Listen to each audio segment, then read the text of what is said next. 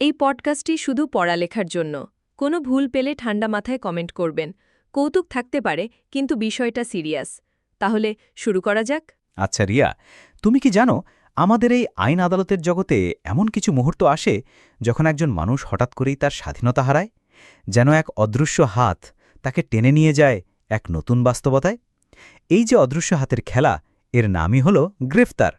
কিন্তু এই গ্রেফতার কি শুধুই হাতকড়া পরানো, নাকি এর পেছনে আছে আরও অনেক গল্প আর আইন? স্যার, গ্রেফতার মানে তো পুলিশ কাউকে ধরে নিয়ে যাওয়া, তাই না? যেমন সিনেমায় দেখি, হাত উপরে, তুমি গ্রেফতার। কিন্তু এর পেছনে যে এত আইন আছে, সেটা তো কখনো ভাবিনি। পদোন্নতির পরীক্ষায় এই গ্রেফতার শব্দটা দেখলেই আমার মাথা ঘুরে যায়। একদম ঠিক ধরেছ রিয়া। তবে সিনেমার চেয়ে বাস্তবটা আরও বেশি মজার আর জটিল। চলো আজ আমরা এই গ্রেফতারের আদ্যপ্রান্ত জেনে নিই, যেন একবার শুনলেই তোমার সব কনফিউশন উধাও হয়ে যায়। স্যার, আপনার মুখে হাসি দেখে মনে হচ্ছে আজ গ্রেফতারের এমন সব গোপন তথ্য জানতে পারব যা অনেকেই জানে না। আমি তো অধীর আগ্রহে অপেক্ষা করছি কখন আমার সব কনফিউশন উধাও হবে। ভাবছি আজকের পর্বের পর আমিও কি কাউকে জ্ঞান দিতে পারবো যে এই শোনো, গ্রেফতার কিন্তু শুধু হাত করা পরানো নয়, এর পেছনে অনেক কাহিনী আছে। আমি প্রস্তুত স্যার, শুরু করুন। তাহলে শুরু করি একদম গোড়া থেকে। গ্রেফতার কাকে বলে দিয়ে সহজ কথায়, ফৌজদারি কার্যবিধি আইনের ৪৬ ধারা এবং পিআরবি ৩১৬ খ বিধি মোতাবেক যখন কোনো ম্যাজিস্ট্রেট, পুলিশ অফিসার বা অন্য কোনো ক্ষমতাপ্রাপ্ত ব্যক্তি আইন অনুযায়ী কথা বা কাজের দ্বারা কারো ব্যক্তিগত স্বাধীনতা সাময়িকভাবে কেড়ে নিয়ে তাকে হেফাজতে নেয়, সেটাই হলো গ্রেফতার। এখানে আইনসঙ্গতভাবে শব্দটা খুব জরুরি। ওহ, তার মানে শুধু ধরে নিলেই হবে না, আইন মেনে ধরতে হবে। কিন্তু স্যার, কথা বা কাজের দ্বারা মানে কি? পুলিশ কি শুধু মুখে বললেই গ্রেফতার হয়ে যাবে? চমৎকার প্রশ্ন। ধরো তুমি এক চোরকে তাড়া করছ, সে দৌড়ে পালাচ্ছে, তুমি চিৎকার করে বললে, এই যে তুমি গ্রেফতার। সে যদি ভয়ে থেমে যায়, তাহলে সে কথার দ্বারা গ্রেফতার হলো। আর যদি না থামে, তখন তুমি তাকে হাত ধরে টেনে ধরলে, সেটা হলো কাজের দ্বারা গ্রেফতার। তবে হ্যাঁ, গ্রেফতারের সময় যদি পড়া থাকে, ফৌজদারি কার্যবিধি আইনের ৮০ ধারায় বলা হয়েছে সেটা দেখাতে হবে। আর বিনা পরোয়ানার গ্রেফতার করলে বাংলাদেশ সংবিধানের ৩৩-এর ১ অনুচ্ছেদ অনুযায়ী কারণ জানাতে হবে। তার মানে পুলিশ যদি আমাকে বলে তুমি গ্রেফতার, আর আমি যদি না থামি, তাহলে কি আমি গ্রেফতার হলাম না? না না, তুমি যদি না থামো, তাহলে পুলিশ তোমাকে থামাতে প্রয়োজনীয় সকল কৌশল অবলম্বন করবে। এমনকি ফৌজদারি কার্যবিধি আইনের ৪৬-এর ১ ও ৪৬-এর ২ ধারা অনুযায়ী দেহস্পর্শ করেও আটক করতে পারে। তবে হ্যাঁ, ফৌজদারি কার্যবিধি আইনের ৫০ ধারায় অনুযায়ী প্রয়োজনের অতিরিক্ত শক্তি প্রয়োগ করা যাবে না। ও বাবা, তার মানে স্যার, পালানোর চেষ্টা করলে পুলিশ পিছু ছাড়বে না? তাহলে তো দৌড়ানোর আগে আইনটা ভালো করে জেনে নিতে হবে, আর নইলে সোজা পুলিশের হাতে ধরা দিতে হবে। আচ্ছা রিয়া, ধরো তুমি গভীর রাতে ফেসবুক স্ক্রল করছো, আর তোমার বাবা এসে হুট করে তোমার ফোনটা কেড়ে নিলেন। এটা কি গ্রেফতার, নাকি শুধু ডিসিপ্লিন ট্রেনিং? চট জলদি বলো। যদি এটা না পারো, তাহলে তো তোমার নামে ওয়ারেন্ট জারি করে দিতে হবে। স্যার, আপনার প্রশ্ন শুনে আমার হাসি পাচ্ছে। ফোন কেড়ে নেওয়াটা যদি গ্রেফতার হয়, তাহলে তো আমাকে রোজ গ্রেফতার হতে হবে। কিন্তু না স্যার, আইন অনুযায়ী এটা গ্রেফতার নয়। ফৌজদারি কার্যবিধি ৪৬ ধারা অনুসারে গ্রেফতার মানে হল কোনো ব্যক্তিকে আইনানুগভাবে আটক করা। বাবা ফোন কেড়ে নিলে সেটাকে পারিবারিক শৃঙ্খলা পরায়ণতা বলতে পারেন। আর পিআরবি এর কোনো ধারা এখানে প্রযোজ্য নয়, কারণ এটা পুলিশি বিষয় নয়, এটা পারিবারিক ব্যাপার। সুতরাং স্যার, আমি উত্তর দিতে পেরেছি। আশা করি এবার আমাকে গ্রেফতার হতে হবে না। বাহ, মনে হচ্ছে তুমি এই আইনি রহস্যের জট খুলতে শুরু করেছ। চলো এবার পরের রহস্যের দিকে পা বাড়াই। মানে, গ্রেফতারের নিয়মাবলী বর্ণনা করো, প্রশ্নের সমাধান করি। আচ্ছা রিয়া, ধরো তুমি একজন পুলিশ অফিসার, তুমি কাউকে গ্রেফতার করতে যাচ্ছ। তোমার প্রথম কাজ কি হবে? প্রথম কাজ তাকে বলা যে কেন গ্রেফতার করা হচ্ছে। একদম ঠিক। যাকে গ্রেফতার করা হবে তাকে গ্রেফতারের কারণ জানাতে হবে। যদি পরোয়ানা থাকে, ফৌজদারি কার্যবিধি আইনের ৮০ ধারায় বলা হয়েছে সেটা দেখাতে হবে। আর যদি সে স্বেচ্ছায় ধরা না দেয়, তাহলে ফৌজদারি কার্যবিধি আইনের ৪৬-এর ১ ধারা অনুযায়ী দেহ স্পর্শ করে আটক করতে হবে। স্যার, যদি কেউ গ্রেফতার এড়ানোর জন্য দৌড় দেয়, বা লুকানোর চেষ্টা করে, তখন কি করবে পুলিশ? তাকে কি গুলি করে দেবে? না না রিহা, সিনেমায় যা দেখো সবসময় তা হয় না। এই যে ধরো, আসামি যদি গ্রেফতার এড়াতে চায়, তখন কিন্তু পুলিশ মামারাও বসে থাকেন না। ফৌজদারি কার্যবিধি আইনের ৪৬-এর ২ ধারা অনুযায়ী গ্রেফতারকারী কর্তৃপক্ষ তখন প্রয়োজনীয় সব কৌশল অবলম্বন করবে। ব্যাপারটা অনেকটা লুডো খেলায় ছক্কা ফেলার মতো, বুঝলে? যদি না পড়ে, তাহলে আবার চাল দিতেই হবে। তার মানে পুলিশ চাইলে সব রকম কৌশল ব্যবহার করতে পারবে? এমনকি যদি আসামি দৌড়ে পালানোর চেষ্টা করে, তখন তারা কি ফ্লাইং কিক মেরেও ধরতে পারবে? আমার তো মনে হচ্ছিল সিনেমার মতো ফাইটিং সিকোয়েন্স দেখব। হুম, আরে বাবা, ফ্লাইং কিক নয়। যদিও অনেক সময় দেখায়, ওগুলো শুধু সিনেমার জন্য।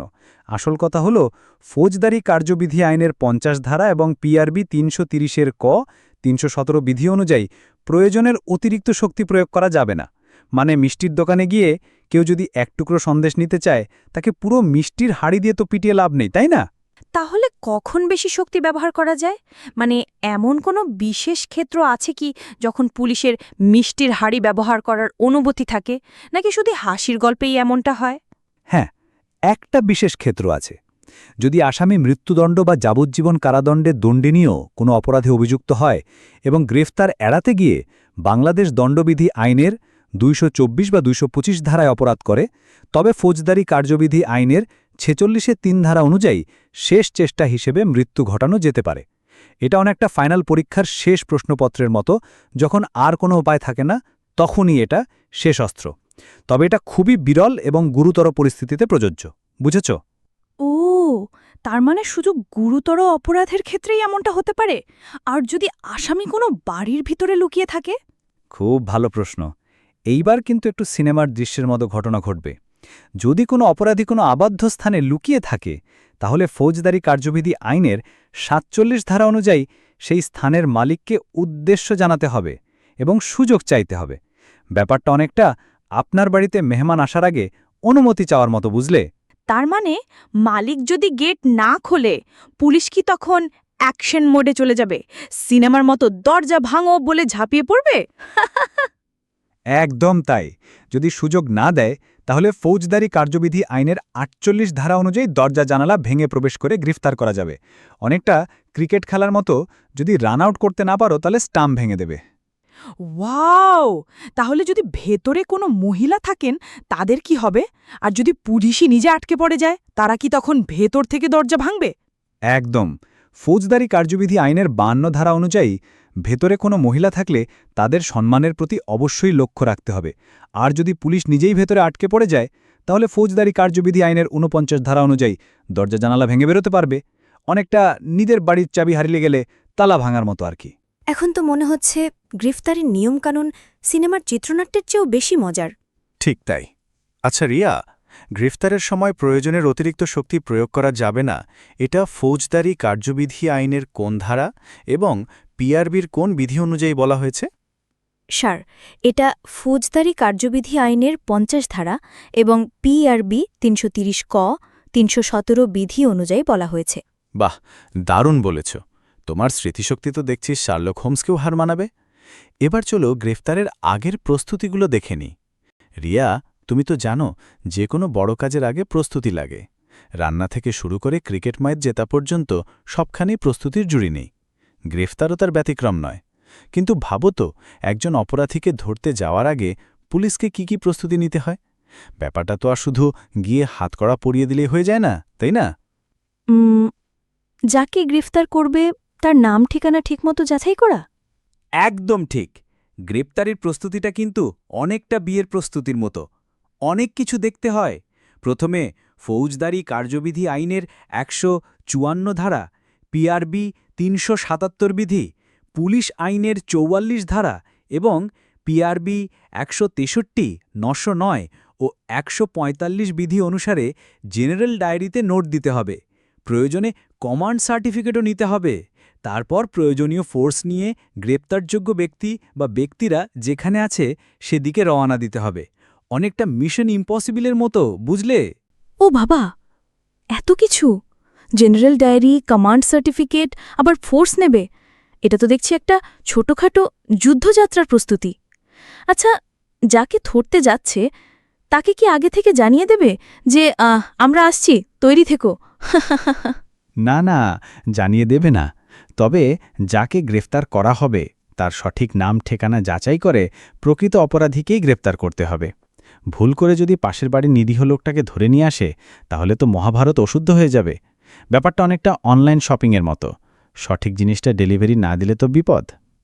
তাহলে যদি পরোয়ানা না থাকে তখন কি হবে? পুলিশ কি তখন বিনা টিকিটের যাত্রীর মতো গ্রেফতার করতে পারবে, নাকি তাদের অন্য কোনো ম্যাজিক পাওয়ার থাকে? দারুণ প্রশ্ন। যদি পরোয়ানা থাকে তাহলে সেটা অবশ্যই সঙ্গে রাখতে হবে। আর বিনা পরোয়ানার ক্ষেত্রে পিআরবি ৩১৭ বিধি অনুযায়ী গ্রেফতারের ক্ষমতা আছে কিনা দেখতে হবে। অনেকটা টিকিট ছাড়া ট্রেনে ওঠার মতো আর কি। যদি ক্ষমতা না থাকে তাহলে তো টিটির হাতে ধরা পড়ে যাবে। তাই সব নিয়ম মেনেই কাজটা করতে হয়। স্যার, যদি যাকে গ্রেফতার করতে যাচ্ছে সে কোনো জরুরি সেবামূলক প্রতিষ্ঠানের লোক হয়, যেমন ডাক্তার বা ফায়ার সার্ভিসের লোক, তখন কি তাকে সঙ্গে সঙ্গে গ্রেফতার করা যাবে? খুব ভালো প্রশ্ন। জরুরি সেবামূলক প্রতিষ্ঠানের লোকদের বেলায় পিআরবি ৩১৮ এবং ৫৯৩ বিধি অনুযায়ী তাদের বদলি না আসা পর্যন্ত অপেক্ষা করতে হবে। এটা জনসেবার স্বার্থে। আর গ্রেফতারের আগে প্রয়োজনে ফৌজদারি কার্যবিধি আইনের ৪২ ধারা অনুযায়ী উপস্থিত উপযুক্ত লোকদের কাছ থেকে সাহায্য নেওয়া যেতে পারে, যাতে আসামি পালিয়ে না যায়। যদি জনসাধারণ সাহায্য না করে তাহলে দণ্ডবিধির ১৮৭ ধারায় শাস্তির বিধান আছে। আচ্ছা রিয়া, তাহলে বলো তো, গ্রেফতারের আগে জেনারেল ডায়েরিতে নোট দেওয়া এবং প্রয়োজনে কমান্ড সার্টিফিকেট নেওয়া পিআরবির কোন কোন বিধি অনুযায়ী বলা হয়েছে? স্যার, এটা পিআরবি ১৬৩, ৯০৯ ও ১৪৫ বিধি অনুযায়ী বলা হয়েছে। দারুণ! তোমার আইনি চোখ তো দেখছি সব খুঁটিনাটি ধরে ফেলছে। এবার চলো গ্রেফতারের সময় কি করতে হয় সেটা জেনে নিই। রিয়া, গ্রেফতারের সময়টা খুব গুরুত্বপূর্ণ। এই সময় কিছু নির্দিষ্ট নিয়ম মানা বাধ্যতামূলক। এর মধ্যে কিছু নিয়ম আমরা আগেই আলোচনা করেছি, যেমন গ্রেফতারের কারণ জানানো, অতিরিক্ত শক্তি প্রয়োগ না করা। কিন্তু আরও কিছু বিষয় আছে। যেমন কি স্যার? যদি আসামি কোনো গোপন জায়গায় লুকিয়ে থাকে তখন কি হবে? ধরো একজন অপরাধী তোমার চোখের সামনে একটা বাড়ির ভিতরে ঢুকে গেল। তুমি তাকে গ্রেফতার করতে গেলে। তখন তুমি ফৌজদারি কার্যবিধি আইনের ৪৭ ধারা অনুযায়ী সেই বাড়ির মালিককে উদ্দেশ্য জানাবে এবং সুযোগ চাইবে। যদি সে অনুমতি না দেয় তাহলে ফৌজদারি কার্যবিধি আইনের ৪৮ ধারা অনুযায়ী দরজা জানালা ভেঙে প্রবেশ করে গ্রেফতার করা যাবে। তবে হ্যাঁ, ফৌজদারি কার্যবিধি আইনের ৫২ ধারা অনুযায়ী ভেতরে কোনো মহিলা থাকেন তাদের শালীনতার প্রতি খেয়াল রাখতে হবে। ও, তার মানে পুলিশ চাইলে দরজা জানলাও ভাঙতে পারে? আর যদি পুলিশ নিজেই ভেতরে আটকা পড়ে যায়? তখন কি পুলিশ ভেতরেই বসে থাকবে? নাকি না, গ্রেফতারকারী যদি গৃহের ভেতর আটকা পড়ে যায় তাহলে ফৌজদারি কার্যবিধি আইনের ৪৯ ধারা অনুযায়ী সেও দরজা জানালা ভেঙে বাইরে বের হতে পারবে। আর যদি কোনো আসামি পুলিশ হেফাজত থেকে পালিয়ে যায় তাহলে ফৌজদারি কার্যবিধি আইনের ৫৮ ও ৬৬ ধারা অনুযায়ী তাকে বাংলাদেশের যে কোনো স্থানে গিয়ে গ্রেফতার করা যাবে। আচ্ছা রিয়া, তাহলে গ্রেফতারের সময় কোনো মহিলা ভিতরে থাকলে তাদের সম্মানের প্রতি লক্ষ্য রাখার কথা ফৌজদারি কার্যবিধি আইনের কোন ধারা অনুযায়ী বলা হয়েছে? স্যার, এটা ফৌজদারি কার্যবিধি আইনের ৫২ ধারা অনুযায়ী বলা হয়েছে। একদম ঠিক। তোমার আইনি জ্ঞান তো দেখছি দিন দিন শানিত হচ্ছে। এবার চলো গ্রেফতারের পরের ধাপগুলো জেনে নিই। রিয়া, গ্রেফতার তো হলো, কিন্তু আসল কাজ তো শুরু হয় এরপরেই। গ্রেফতারের পর পুলিশ অফিসারের কি কর্তব্য থাকে জানো? আসামির দেহ তল্লাশি করা? একদম ঠিক। গ্রেফতারের সাথে সাথে ফৌজদারি কার্যবিধি আইনের ৫১ ও ১০৩ ধারা এবং পিআরবি ২৮০ ও ৩২২ বিধি অনুযায়ী সাক্ষীদের সামনে আসামির শরীর তল্লাশি করতে হবে। তার সঙ্গে প্রাপ্ত মালামালের তালিকা তৈরি করে ১ কপি আসামিকে দিতে হবে। স্যার, যদি আসামি মহিলা হয় তাহলে কি পুরুষ পুলিশ অফিসার তল্লাশি করতে পারবে? না না না, আসামি মহিলা হলে ফৌজদারি কার্যবিধি আইনের ৫২ ও ১০৩ ধারা এবং পিআরবি ২৮০, ৩২২ ও ৩২৮ গ বিধি অনুযায়ী অন্য একজন মহিলা পুলিশ বা সাধারণ মহিলা দ্বারা তার শালীনতা বজায় রেখে দেহ তল্লাশি করাতে হবে। পুরুষ পুলিশ কোনোভাবেই সরাসরি তল্লাশি করতে পারবে না। যদি আসামির কাছে মারাত্মক অস্ত্রশস্ত্র পাওয়া যায়, ফৌজদারি কার্যবিধি আইনের ৫৩ ধারা অনুযায়ী সেগুলো দখলে নিতে হবে, যাতে সে আত্মহত্যা বা অন্যকে আঘাত না করতে পারে। ও, তার মানে চুরি শাখা নিয়ে কোনো সমস্যা নেই। আর গ্রেফতারের পর আসামিকে কতক্ষণের মধ্যে আদালতে পাঠাতে হয়? খুব জরুরি প্রশ্ন। গ্রেফতারকৃত ব্যক্তিকে অবিলম্বে ফৌজদারি কার্যবিধি আইনের ৬০ ধারা এবং বাংলাদেশ সংবিধানের ৩৩ নম্বর অনুচ্ছেদ অনুযায়ী থানার ভারপ্রাপ্ত অধিকারী বা ম্যাজিস্ট্রেটের নিকট নিয়ে যেতে হবে। আর ম্যাজিস্ট্রেটের বিশেষ আদেশ না থাকলে ফৌজদারি কার্যবিধি আইনের ৬১ ধারা অনুযায়ী এবং বাংলাদেশ সংবিধানের ৩৩(২) অনুচ্ছেদ অনুযায়ী গ্রেফতারের ২৪ ঘণ্টার মধ্যে আদালতে পাঠাতে হবে। এই ২৪ ঘণ্টার মধ্যে যাতায়াতের সময়টা বাদ যাবে। আচ্ছা রিয়া, গ্রেফতারকৃত আসামিকে ২৪ ঘণ্টার মধ্যে আদালতে পাঠাতে হবে, এটা ফৌজদারি কার্যবিধি আইনের কোন ধারা এবং বাংলাদেশ সংবিধানের কোন অনুচ্ছেদ অনুযায়ী বলা হয়েছে? স্যার, এটা ফৌজদারি কার্যবিধি আইনের ৬১ ধারা এবং বাংলাদেশ সংবিধানের ৩৩(২) অনুচ্ছেদ অনুযায়ী বলা হয়েছে। দারুণ! তোমার পর্যবেক্ষণ তো এত তীক্ষ্ণ, মনে হচ্ছে আইনজীবী নয়, আইন চিত্রশিল্পী। এবার চলো গ্রেফতারের আসল উদ্দেশ্য বা প্রয়োজনীয়তা কি সেটা জেনে নেই। রিয়া, গ্রেফতার শুধু কাউকে ধরে নিয়ে যাওয়া নয়, এর পেছনে গভীর উদ্দেশ্য আছে। কেন গ্রেফতার করা হয় জানো? অপরাধীকে শাস্তি দেওয়ার জন্য? হ্যাঁ, সেটাও একটা কারণ। তবে মূল উদ্দেশ্য হল বিচারে সোপর্দ করার নিশ্চয়তা বিধান করা, যাতে অপরাধী পালিয়ে না যায় এবং বিচার প্রক্রিয়া সুষ্ঠুভাবে সম্পন্ন হয়। এছাড়াও কোনো অপরাধ সংগঠন নিবারণ করা বা সতর্কতামূলক ব্যবস্থা হিসেবে ফৌজদারি কার্যবিধি আইনের ১৫১ ধারা অনুযায়ী নিবর্তনমূলক গ্রেফতার করা হয়। নিবর্তনমূলক গ্রেফতার মানে কি স্যার? ধরো তুমি জানতে পারলে যে দুজন লোক মারামারি করতে যাচ্ছে, তুমি তাদের মারামারি করার আগেই গ্রেফতার করলে, যাতে তারা অপরাধটা করতে না পারে। এটাই হলো নিবর্তনমূলক গ্রেফতার। এছাড়াও বিশেষ পরিস্থিতিতে ফৌজদারি কার্যবিধি আইনের ৫৭ ধারা অনুযায়ী কোনো ব্যক্তির সঠিক নাম ঠিকানা যাচাই করার জন্যও গ্রেফতার করা হয়। আবার যদি কেউ পুলিশের কাজে বাধা দেয়, সেই বাধা দূর করার জন্যেও ফৌজদারি কার্যবিধি আইনের ৫৪(৫) ধারা অনুযায়ী গ্রেফতার করা হয়। আচ্ছা রিয়া, নিবর্তনমূলক গ্রেফতারের কথা ফৌজদারি কার্যবিধি আইনের কোন ধারায় বলা হয়েছে? স্যার, নিবর্তনমূলক গ্রেফতারের কথা ফৌজদারি কার্যবিধি আইনের ১৫১ ধারায় বলা হয়েছে। একদম ঠিক। তোমার আইনি জ্ঞান তো দেখছি দিন দিন বেড়েই চলেছে। এবার চলো গ্রেফতারকৃত ব্যক্তির দেহ তল্লাশির খুঁটিনাটি জেনে নিই। রিয়া, গ্রেফতারের পর আসামির দেহ তল্লাশি করাটা খুব জরুরি। কিন্তু এই তল্লাশি কি যে কোনোভাবে করা যায়? সাক্ষীদের সামনে করতে হবে? হ্যাঁ, একদম ঠিক। ফৌজদারি কার্যবিধি আইনের ১০৩ ধারা এবং পিআরবি ২৮০ বিধি অনুযায়ী সাক্ষীদের সামনে তল্লাশি করতে হবে। দুজন নিরপেক্ষ ও সম্মানী সাক্ষীর সামনে ফৌজদারি কার্যবিধি আইনের ৫১ ও ১০৩ ধারা এবং পিআরবি ২৮০ ও ৩২৮ গ বিধি অনুযায়ী গুপ্তস্থানসহ সর্বাঙ্গ সতর্কতার সাথে তল্লাশি করে কিছু পাওয়া গেলে হেফাজতে নিয়ে তার একটি তালিকা করতে হবে এবং ১ কপি আসামিকে দিতে হবে। স্যার, গুপ্তস্থান সহ সর্বাঙ্গ মানে কি? মানে হলো এমন কোনো জায়গা বাদ দেওয়া যাবে না যেখানে আসামি কিছু লুকিয়ে রাখতে পারে। উদ্দেশ্য হল কোনো আলামত নষ্ট করতে বা লুকাতে না পারে সেদিকে খেয়াল রাখা। আর যদি আপত্তিকর অস্ত্রশস্ত্র পাওয়া যায়, ফৌজদারি কার্যবিধি আইনের ৫৩ ধারা অনুযায়ী সেগুলো দখলে নিতে হবে, যাতে সে আত্মহত্যা বা অন্যকে আঘাত করতে না পারে। আচ্ছা রিয়া, গ্রেফতারকৃত ব্যক্তির দেহ তল্লাশি সাক্ষীদের সামনে করতে হবে, এটা ফৌজদারি কার্যবিধি আইনের কোন ধারা এবং পিআরবির কোন বিধি অনুযায়ী বলা হয়েছে? স্যার, এটা ফৌজদারি কার্যবিধি আইনের ১০৩ ধারা এবং পিআরবি ২৮০ বিধি অনুযায়ী বলা হয়েছে। দারুণ! তোমার আইনি চোখ তো দেখছি সব খুঁটিনাটি ধলে ফেলছে। এবার চলো মহিলাদের দেহ তল্লাশির বিশেষ নিয়মগুলো জেনে নিই। রিয়া, মহিলাদের দেহ তল্লাশির ক্ষেত্রে আইন খুব সংবেদনশীল। এখানে কিছু বিশেষ নিয়ম মানা বাধ্যতামূলক। যেমন কি স্যার? পুরুষ পুলিশ কি তল্লাশি করতে পারবে না?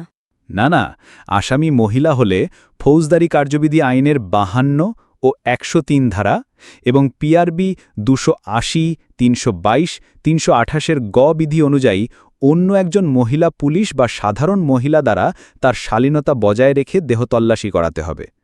পুরুষ পুলিশ কোনোভাবেই সরাসরি তল্লাশি করতে পারবে না। ও, তার মানে শুধু মহিলারাই মহিলাদের তল্লাশি করতে পারবে। আর যদি কোনো মহিলা আসামির হাতে কাচের চুড়ি বা শাখা থাকে, সেগুলো কি খুলে নিতে হবে? খুব ভালো প্রশ্ন করেছ। না, কাঁচের চুড়ি, শাখা বা লোহার চুড়ি থাকলে পিআরবি ৩২২ এবং ৩২৮-এর গ বিধি অনুযায়ী হেফাজতে নেওয়ার প্রয়োজন নেই। এগুলো সাধারণত আপত্তিকর বস্তু হিসেবে গণ্য হয় না।